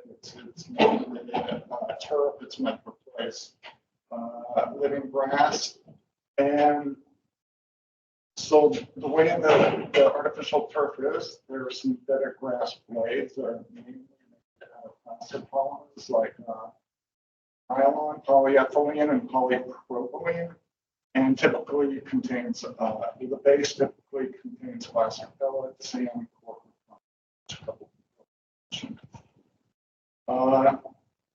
I didn't actually hear it come up, which was a surprise, but the whole reason that this issue is out there right now was California said that cities and counties could not ban artificial turf or make any move to ban artificial turf because there was such severe droughts at the time, that they want to make sure that people could put in artificial turf to address the water issue. And then just at the beginning of this year, that ban, some of the research coming out around the toxicity of the grass blades and the infill and stuff like that are coming into question. So they reversed that ban and said, okay, states or cities or counties turf within their jurisdictions because of the toxicity issue. There's a couple of cities, the only two that I know of right now that are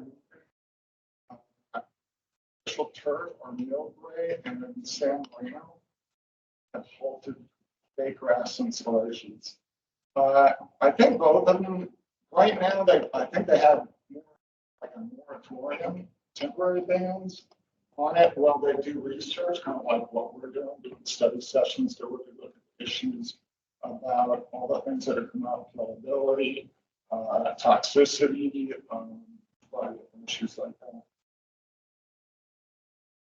Okay, so these are the benefits that the artificial turf manufacturers claim, that, as we know, lower water consumption, sides needed, it's and that the material is recyclable and contains recycled content. And I worked with a consultant on this, who's very sharp, worked for an agency or a consultant responsible purchasing network. And we didn't find any that actually had recycled content, so that's pretty much a bogus claim.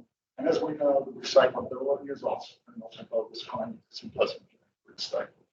And I also question herbicide use because I've seen a lot of applications. You see real grass start to grow into it, and you know that's so much spray herbicide to take care of. I'm not going to try and figure it out. So, what are some of the environmental health risks of artificial turf out there? That it contains PFAS. That's one of the main ones that people are concerned about. That's what we're talking about. It needs water and chemicals to clean and disinfect. Degrades, releasing microplastics, and as you'll see later in the EU study, also what they call macroplastics, so it's just like bigger pieces of waste. As we know, it reduces biodiversity, not you don't see any butterflies on turf. And eliminates photosynthesis, so you can't sequester carbon. It's not healing. Increase stormwater runoff, and again, can't be recycled. It's fine.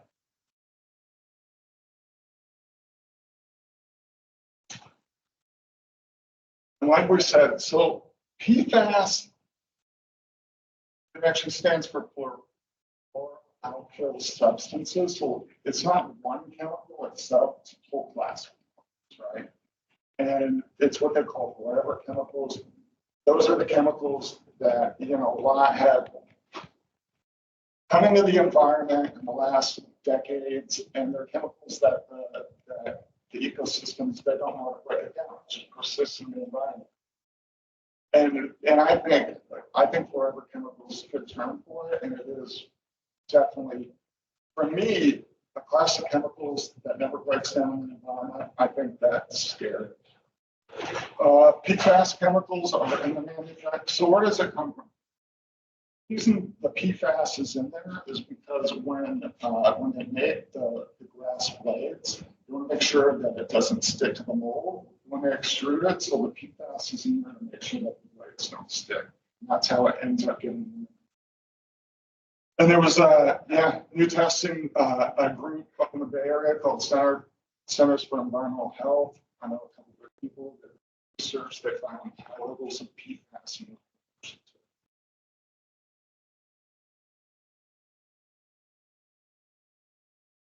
Okay, PFAS linked to serious health effects are current understanding. This is from EPA. And the first line before the bullets, I thought was interesting. Again, this is a study session, we're doing research, trying to figure it out.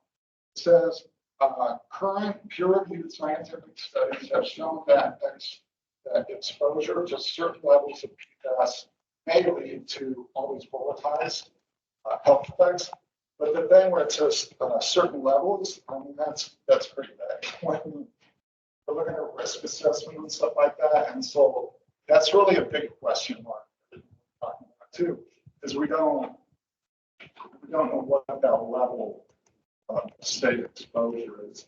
And again, it just talks about reproductive harm, developmental increased risk of some cancers.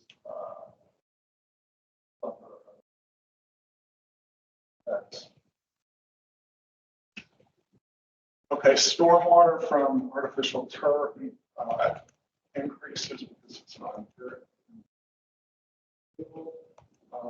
Runoff from artificial turf can carry toxic chemicals and microplastics as it breaks down. So there was a study done in the EU where they looked at different bodies of water, rivers and oceans, and they found, again, this study was more about microplastics. So they're called microplastics and plastics. So they were found like little pieces of plastics in the water.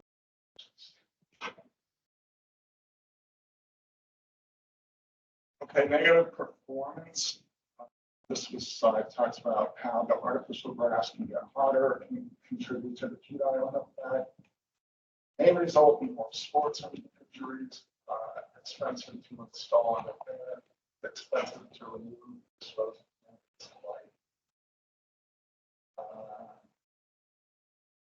just talks about how this slide just talks about how it can get. And the hotter it gets, typically the hotter plastics get, and what they each not gets.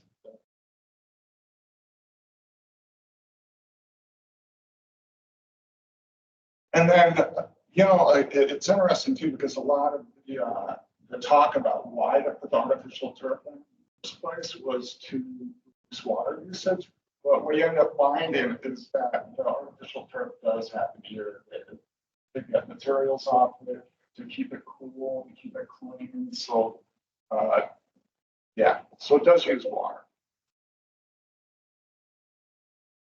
Just skip over that. There's different reasons why they do it. I don't know how, well, I thought the slide was interesting. I don't know how, it's probably a good slide. So if you slide that, but it just kind of gives a comparison on maintenance of natural turf grass fields and synthetic. And I think one thing that happens, certainly there's a toxics issue that we're talking about with the PFAS with synthetic, but you could also, some fields with regular grass too, there's going to be some sites that end up getting used for natural grass fields too. So, so that those things out.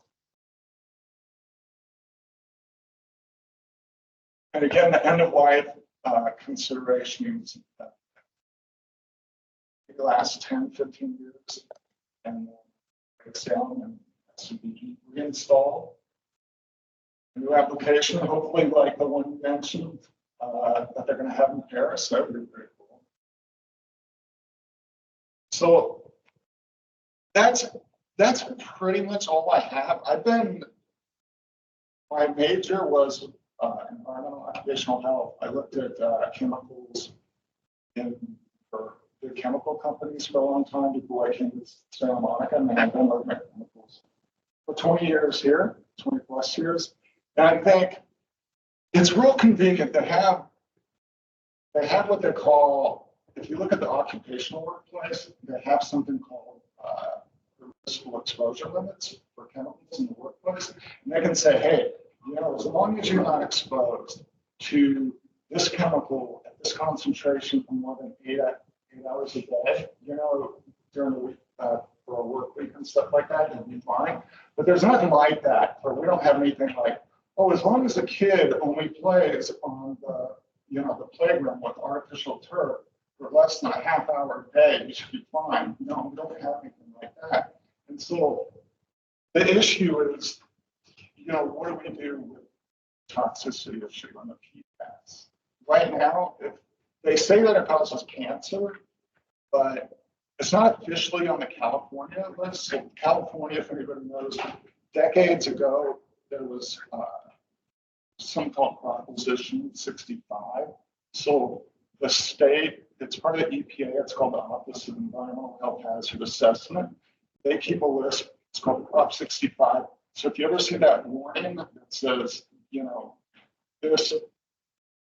this product contains a chemical in the state of California to cause cancer or reproductive harm, that's the Prop 65 list. PFAS is not, just, I'm sorry, you said this out a couple of times, and as I was looking online. So the reg that was just approved, and this is really important and leads to this. It was April 10th, and so it was the Biden administration, huge announcement, biggest public health move that they've made so far, is that they set MCLs for different types of PFAS. So but I'm just saying, because he's been questioning, bringing up like, well, we're not sure about the numbers, et cetera.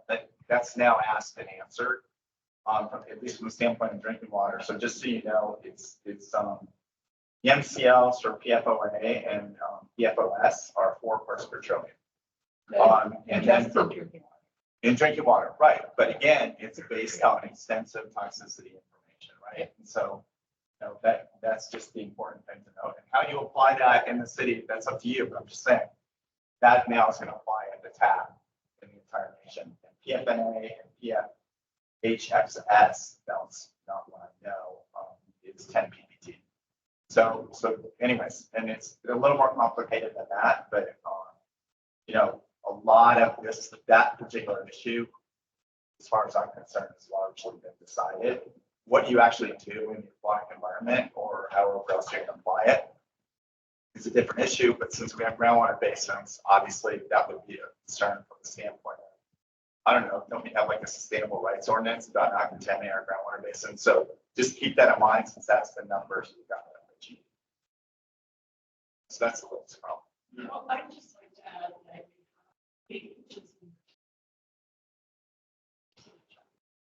so you don't really have to continue to talk about Georgia.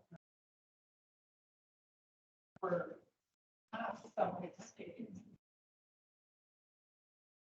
Just behaviors. Younger the individual, the worse the harm exposure. Yeah. Because of the dose of time. So I think higher chrome is something that could bear discussion with regard to whether moving away from higher chrome as a base would be something that the city would explore relative to trying to also have usable fields that are heavily used, or you might want to have a shoot for.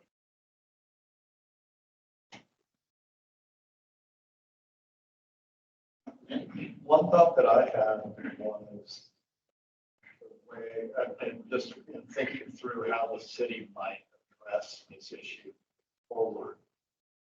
Obviously, there's a lot of information on both sides, and there's also a lack of information.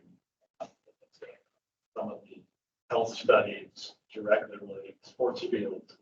I get that there are pros and cons for not having grass fields and playability and all of these other things to figure out. But also, one thing that Santa Monica's done quite well over the years with our ordinances is pushing manufacturers towards products that are much better. So if we could be thinking about in the way we craft whatever ordinance we end up crafting to, I certainly don't have a problem with banning plastic grass in parkways or whatever else. I think that the bigger issue comes down to sports fields, and that we can push them towards a hybrid field like they have at Arsenal's football stadium. I've seen it. It's a pretty amazing thing, or what they're going to be doing in Paris. And I would think that the field people, the school district, and others, if we're replacing these things every 10 years anyway, let's evolve them into something that's actually really good and provides the maximum number of benefits.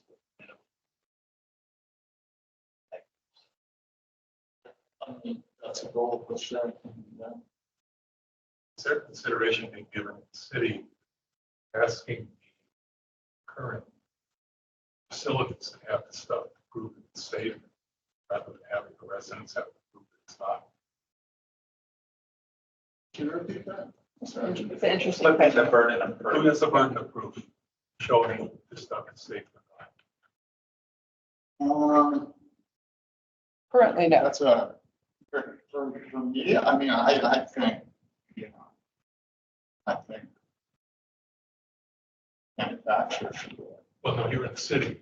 And this So what's the, if you know, what's the decision-making process going to be? There's clearly evidence stuff is dangerous. So typically, who's gonna, I mean, is the city gonna say, oh, unless the residents show it's too dangerous, we're just gonna let it happen? well, Or is the city gonna tell the school district or the parks, you need to prove that it's safe? Or you have to give them. I mean, that, again, this is a study session, and there's a lot of evaluation that goes into, you know, actions we take. But again, it's like, Typically, what we've done in the past is, I mean, there's a lot of products that are not safe that are legal to sell in the state of California, and, you know, the city has, you know, some, can't ban the sale of certain products, but we could, this one, ban the installation of it in certain places. But what we've also done is, you know, come up with other ordinances that, rather than requiring somebody to do some study or something, we can maybe come up with another way to achieve that. All right, so a couple of things on this, and I apologize for this, but having lived through all of these over the last 30 years, this is not the first time I'm talking about this issue. No. Right? I mean, I was pissed as hell when we moved in this direction in the city 20 years ago. So I just want to make that abundantly clear. But there are a couple of things that have come up since then, like, you know, PFAS wasn't the issue. Microplastics, you might want to look at the microplastic strategy in the state of California that helped put together the state. You know, and so that would be something that I would definitely, you know, take a look at from the standpoint of where concerns are here. From the standpoint of, there's a couple of things we're talking about, which is ball fields, parkways.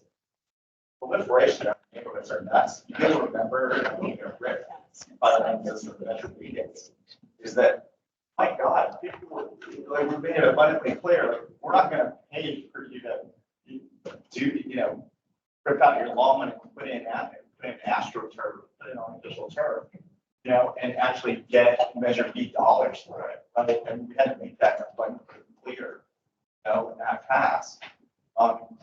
So I look at David's question and flip it around in a different way, which is, you know, is that you can write an ordinance in a way where you're basically saying the criteria have to be met to use artificial turf in our city. And then every manufacturer for that one board has to meet that criteria and demonstrate that they're using that criteria. And they aren't, they're out. Now, that being said, I've seen that screwed up. That's exactly what I was thinking of when I suggested Just that. say, it's what we do. It's the same thing to have on plastic bags that fail miserably, which is why, you know, we're stuck with those stupid, not plastic bags, you know. Reusable.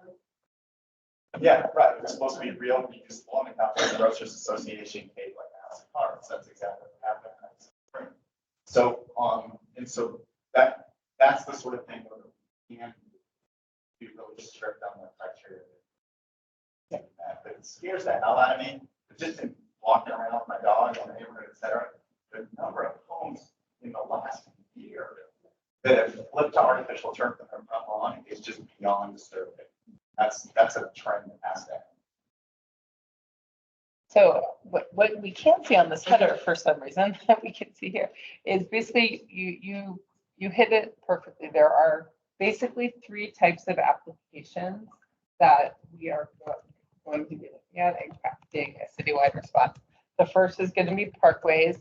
The second is going to be residential or commercial installations. And then the third will be sports field. We didn't do it at Santa Monica Beach. So you know the low grass lot, that was a huge Yeah. flooding. It's up. Yeah. You know, and we said no way now. That was well, I remember, and just like, yeah, but it just can't be artificial turf. So this task force that said no way now. So there's precedent on this issue. Can I ask a question Yeah, of about course. those 3 different types of I know sports fields use crumb rubber they're now using cork at the school district. Are there fillers in these other types? Like those seem. Yeah, are like- generally more, you go more towards sand or gravel.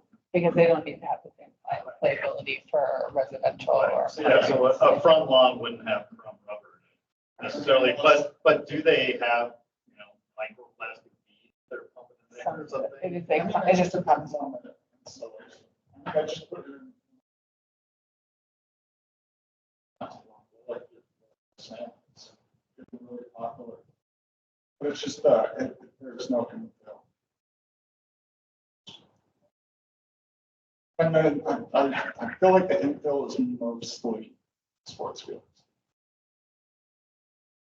Right, so are there other comments or questions or any input you need? Yeah, ultimately, I'll probably.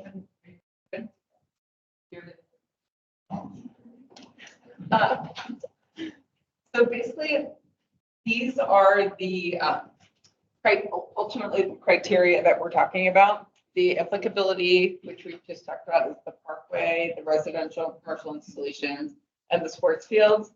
And the criteria that we're going to look at are obviously the environmental impacts, the human health impacts, specific to sports fields, playability, and then costs. And that cost includes obviously incision costs and maintenance. So those are the primary things that our interdepartmental team in the city is looking at. Are we missing anything, or are there things that you would like to see us add to that? Is there a meeting for any of this? Sharon, what's the process?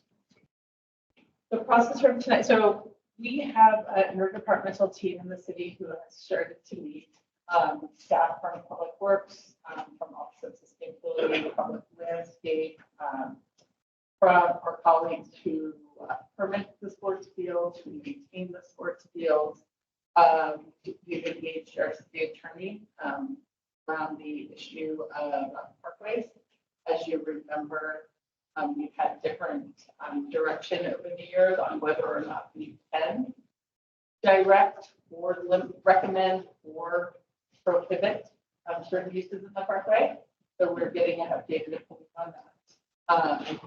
So our interdepartmental group is right now pulling together just the baseline information on environmental impacts and actually really trying to get a sense of playability on our artificial turf fields and on our natural grass fields, understanding the difference in playability primarily in these particularly rainy years that we've seen the last couple. Does that mean playability, meaning how frequently we can use it? The grass fields are about 20% more than the artificial turf fields. I'll get to you.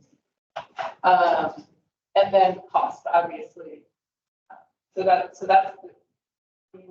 this group together. We wanted to meet you, start to get your thoughts and opinions on it, and then we'll continue to pull together sort of a framework to analyze for each of the three installation types, what the primary criteria and then. The first one I thought of is cost. Probably thinking about this, looking at obviously the installation and then the long-term maintenance.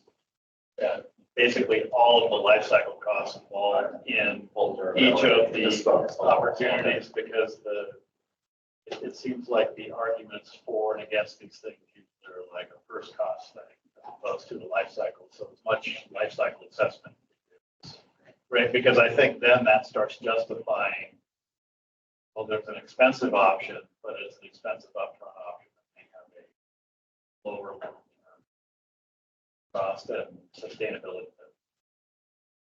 And regarding the environmental impact, I think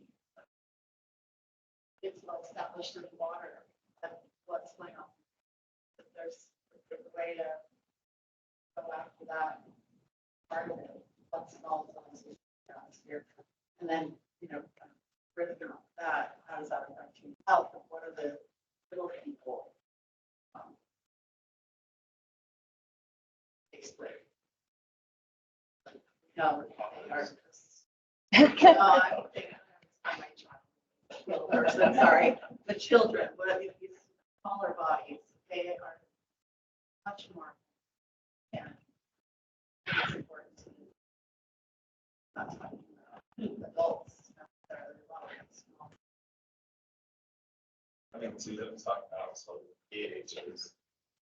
Talking about microplastics, we talked about PFAS. These things, we're doing tires, right? So that's a runoff issue. Yeah. You know, those kids here about fish, 6 ppd point oh, maybe another one. So I mean, there's, I mean, I'm not saying that's coming off there, but I'm just saying constituents are in there. Or if it came out, those are the sorts of things I want to see. Tricia, I saw you raising your hand, but generally that, Dean will hear from the. Last thing. Yeah. Really, the point of my question. Amplified is the some precautionary. That we know the stuff is unsafe for certain consumers. So what follows from there? I think the students think about it.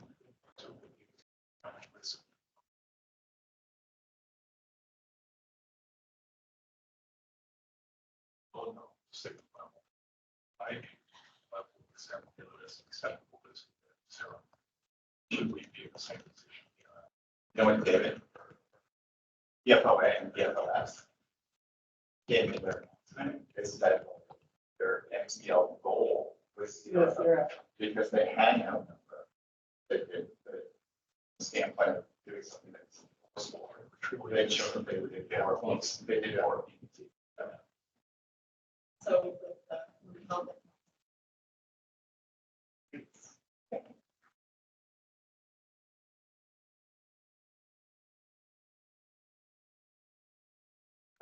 My kids played soccer, they go for a whole say clover and then we're ready. Injury rate. April spring and their turnout. Oh, yeah, I mean, you got. Yeah,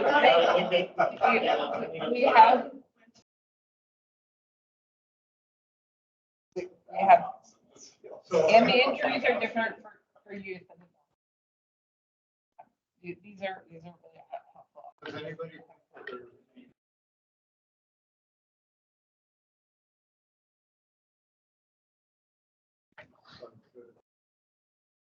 Drill down and all.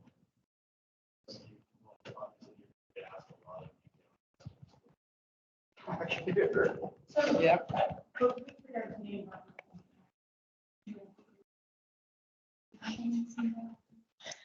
Potentially.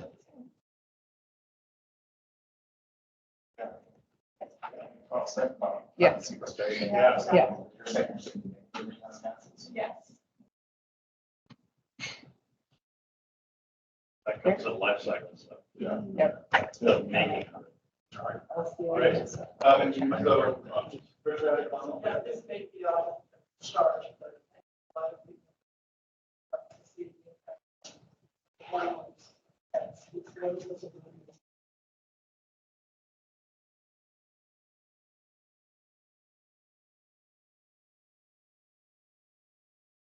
Any other?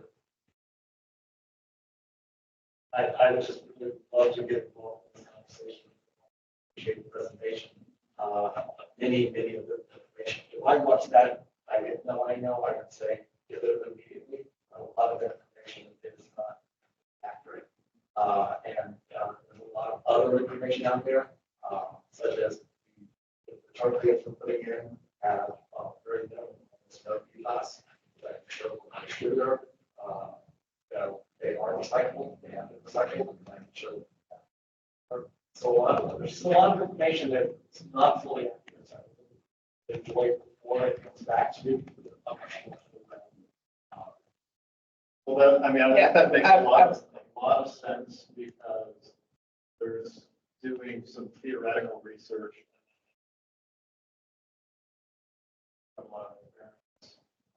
If you know how much it costs to maintain them, you know if you have to put water on them, you know how often you have to replace them, and some of the costs. So we might as well use our local resources here and get some actual data from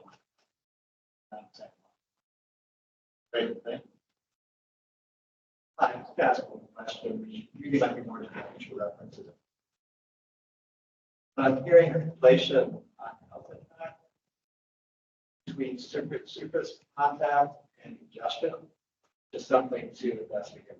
Yeah.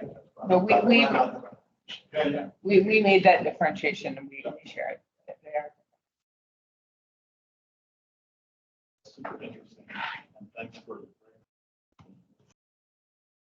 having more good discussions. We'll come up with some good. I trust you to do that. Great, thank you all. Appreciate it. So we're on to our last item of the evening, which is the food choice. We have Amber. It'll be a quick one, right? Oh, it actually is. It actually is. Update, there's no action. We're just starting to talk about our plans. We finally know what we're doing. Thank you, Carl.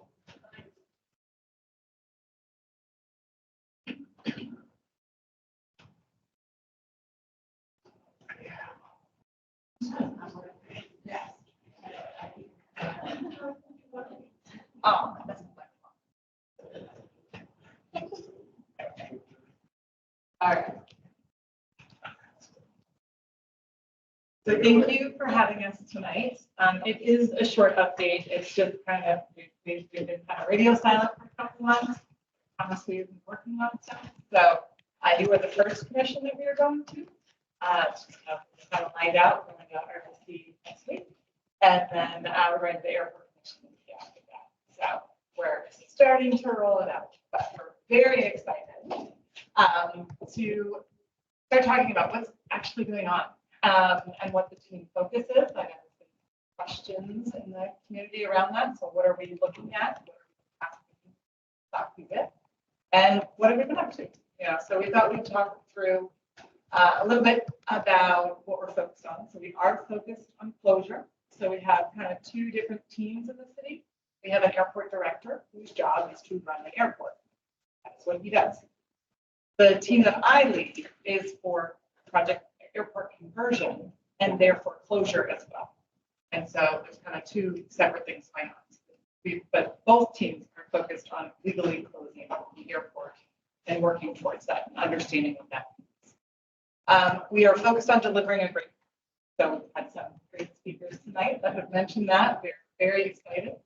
And that is the frame that we are using for the project. We are in service of a great. There's also an information item that we'll be posting in the next couple of weeks that will have a lot more detailed information in there. But I didn't want to share it tonight because it's not separate yet. So but please look for that as well when it's coming out this month. So just a little bit of a recap. We were council authorized us to enter into negotiations and contact with Sasaki at the last meeting in December of 2023. We were very excited about. We worked for 2 months for that contract execution with them. Successful and as expected. So the very next day we did our team kickoff. So we've been very excited to actually start. It felt like a pause, but there was a lot of work going into making sure that we've got the project that we want and need.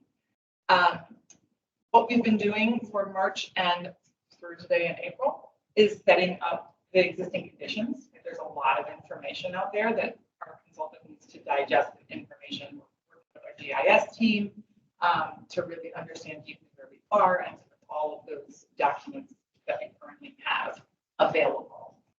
We are also working through the engagement strategy. So that's really what I'm going to do tonight.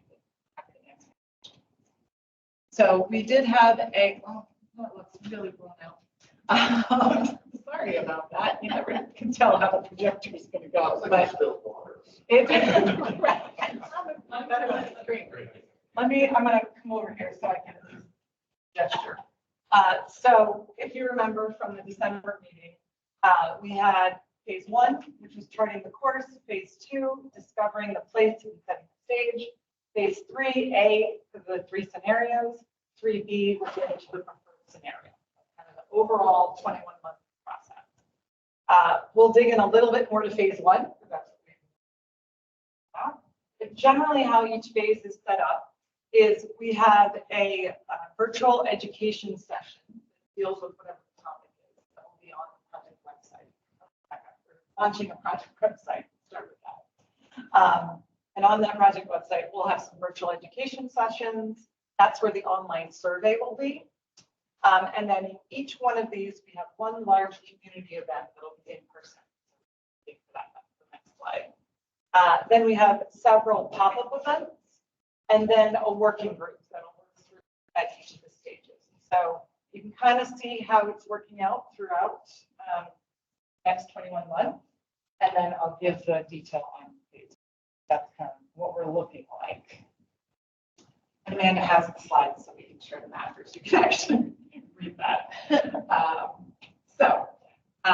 We're really excited. Mark your calendars for May 19th at Clover Park. We're still working out exactly what the time will be, but we're thinking it's kind of like 11 to 3 or 4-ish, somewhere in there, so that we can catch maximum amount of people. But May 19th, we have Kidapple Mass that day, and then there's a mental health fair that's also going on. And so we're hoping to capture folks from both events to really kind of help bolster. Since this is the first one, there will be more in the future, but this is sort of our big kick. It'll be set up with stations outside. We thought since we're really focused on the park, we want it to be outside, not inside. And so more information to come about the setup of that community event. As I mentioned, there will be a project website. The splash page will probably be ready in the next week or two, and then a full website launch in advance of that community meeting. So you'll be able to sign up for to get notifications and things like that about when we're doing stuff, put you on the listserv, and then a lot of historic information will be on there as well. So it sort of be a nice repository of information about this project. And then there will be a survey. So again, one of the things we talked about was doing the community event in person. The survey is not like a survey monkey, right? Or it's not a basic one that's just going to ask you to click buttons and maybe fill in a text box. So there's going to be a lot more information embedded into it. It'll reference out the virtual learning sessions. It'll give some of those historic context pieces.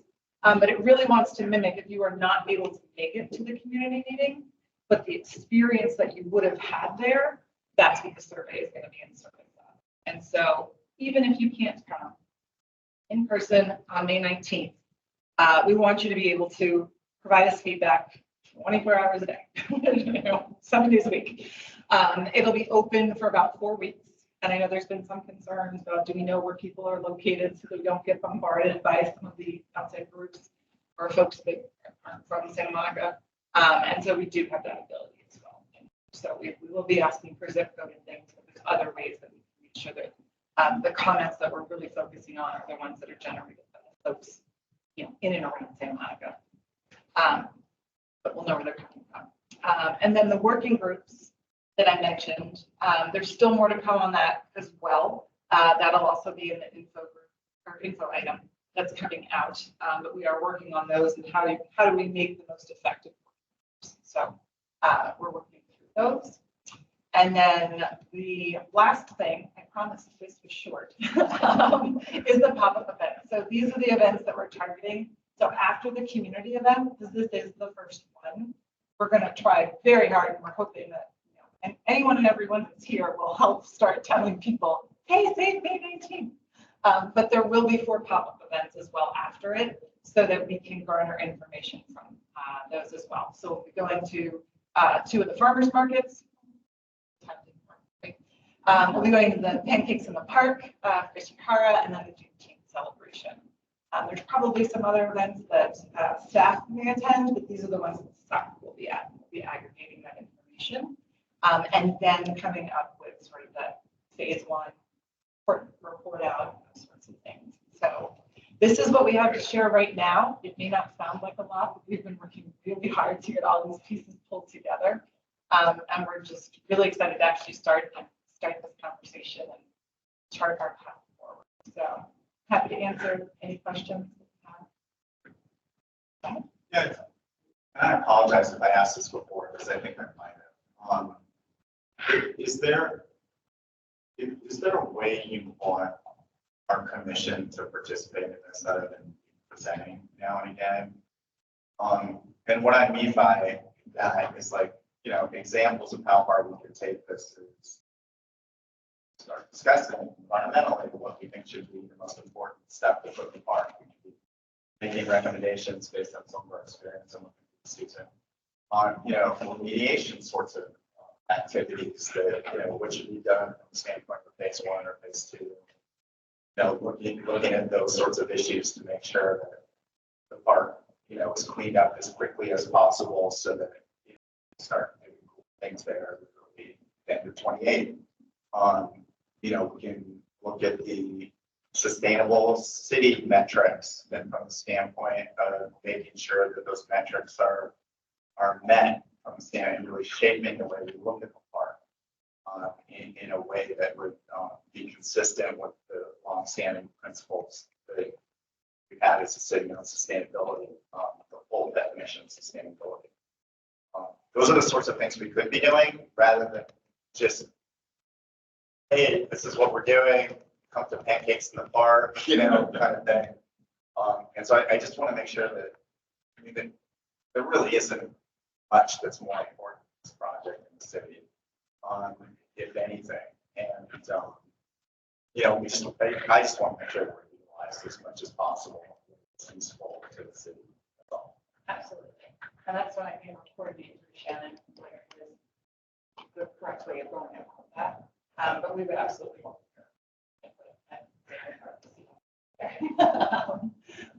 yes, we absolutely want to lean on the expertise of the folks that we have on our team. And then we see what we'll do. Right. So let us know, maybe it's working with Shannon, if you want us to be reactive or proactive. It's kind of a big thing. Yeah.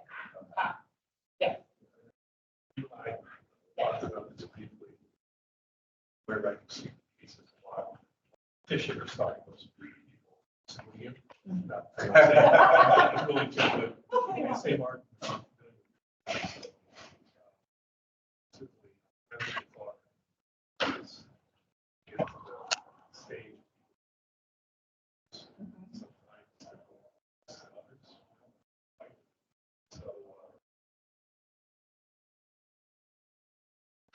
He's one of the leading experts in the state, for sure. Try to give this assessment.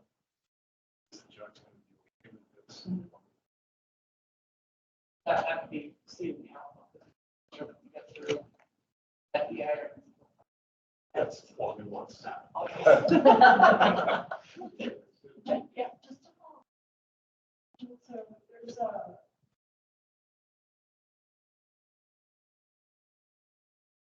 did you know what the status is?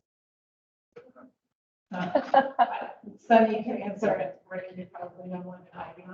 What I understand is that we're still working through, they named this as a discharger and that they, interact, and so the legal process that. So your name is a discharge. Is responsible. Sure. There's issues in regards to the attorney. The State Water Resources Control Board really didn't like the city of Santa Monica very much. And that was her party to get to the city and then left. And so now the city's trying to sort of undo that. And so Sunny et al. Are trying to make that happen with the State Water Board. So it was a very rather unfortunate occurrence that occurred in the city. So there's no resolution at this point. This is where it's at, but it sounds like much greater empathy. Does that sound right, Red? Yeah, and we can certainly have a second leg on that.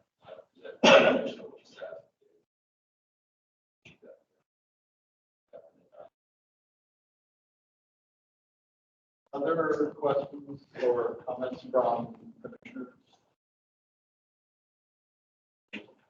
Right, I'll appreciate it. I really agree with what Mark said about expanding the role of this commission. But also also the Urban Forest Task Force. And I know that we talked about inviting for a presentation, but I know that everybody wants to talk about that because we feel it's a crucial issue.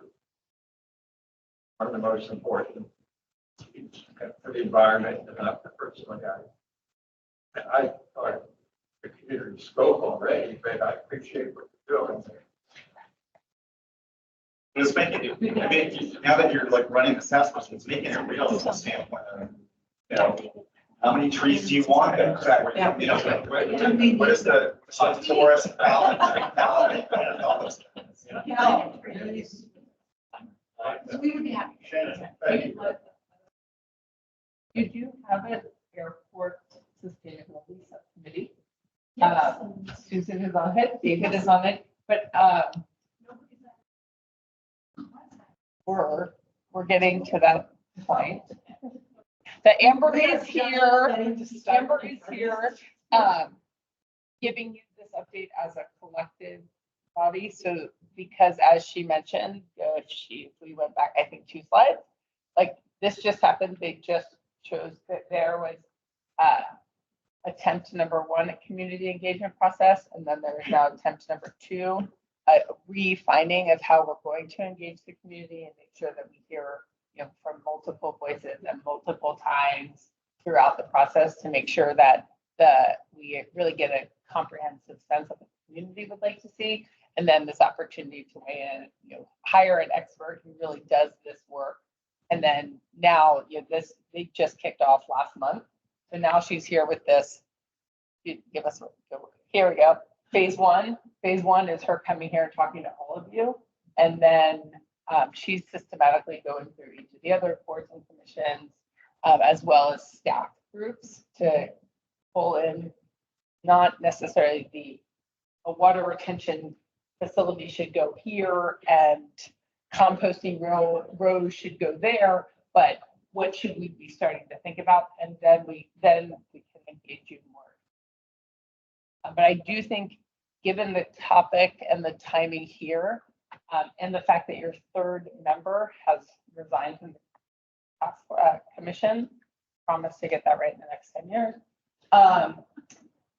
that you should consider nominating one more person to that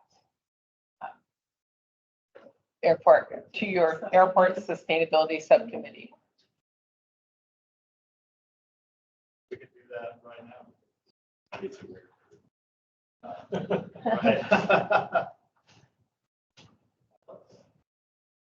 Is that your nomination? Yeah. We're kind of informal, guys. Oh, I would like to formally nominate Alex to be the 3rd. Second, any discussion? All in favor? All right. Awesome. So for better or for worse, Amber and I talk to each other every single day. And so we will make sure that she is in touch, that we are together in touch with your subcommittee, and that we have regular points of contact with you as a commission to make sure that we are. Look, my lasting legacy for my work in the city is going to be a sustainable park that is, you know, par excellence. So I am with you on this, and obviously the leaders in the room are here, and Amber and everyone engaged in this. Yeah.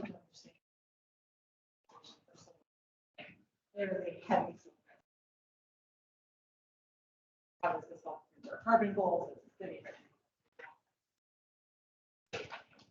Water self-sufficiency, zero waste, and But we have carbon. not had a good history of applying those on a project like that. There's been reluctance at the city level to have us do that. If there's ever a project that deserves it. Absolutely. We should know that. Well, thank you, Amber. Thank you. Appreciate that. And that brings us to the end of the meeting. We're gonna, Thursday is next Monday. We've got tree hugging at the North Bay Fig Tree at 5 o'clock next Monday. Be there, be square. And I had one announcement during the meeting. Projects I've been working on a little bit in Santa Monica. We're going to have planting 2 microforests in Santa Monica at the end of this month. First one is at Santa Monica College. There's an event where they'll actually be planting the forest, and there's a public event happening on April 25th. And I've asked, once we get the press release information, we'll send it to OSC and they can send it out to everybody. So that's going to be like 10 or 11 o'clock on April 25th. And then on April 27th, the city of Santa Monica is putting a microforest on the median in Olympic at 18th Street, which will be a little test piece. Both of those are going to be monitored by students and others to quantify some of the environmental benefits. They're micro. There's micro. Yeah. I don't know the actual. They're nano. They are pretty small. They're smaller than football.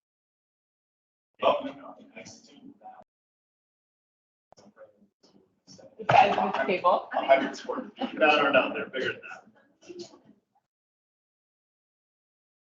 It's, if you go look at it right now where they've taken up the You grass, can see it's bigger. But I can find out and let you guys know too. Yeah, no, I'm just curious, because I've always wondered what the viable space was on that. Right. Yeah, I've never done a lot on it. And there's one at Griffith Park. There's one up in Calabasas just went in. So they're all getting pretty new, but we're hopefully going to be quantifying those. It's great that we're going to have 2 of them in Santa Monica. So, Trees on it. Me too. any other announcements or Yes. things for the good of the order? Okay, we're adjourned. That's all we need to go. Thanks, everybody. Sorry. What's that? Wayne Crowfoot.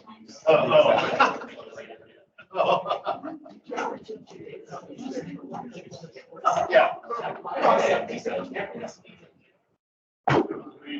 That's getting rescheduled to April 27th. I'm assuming at the same time. It's cold in here, right? Yeah. Wait, yeah. It legitimately got cold.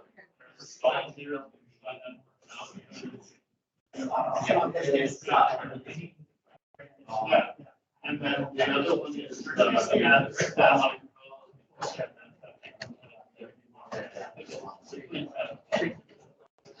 So, it's. Drive in. Sure, I can actually show you.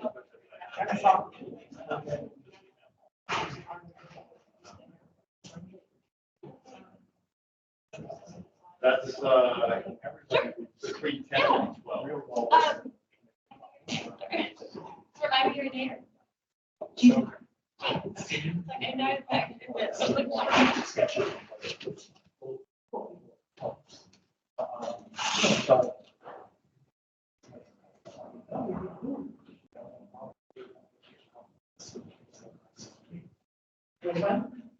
I was saying, yes.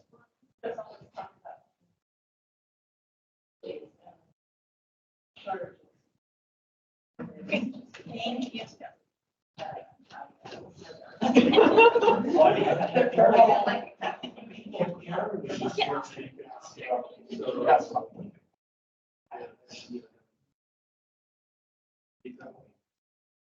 you.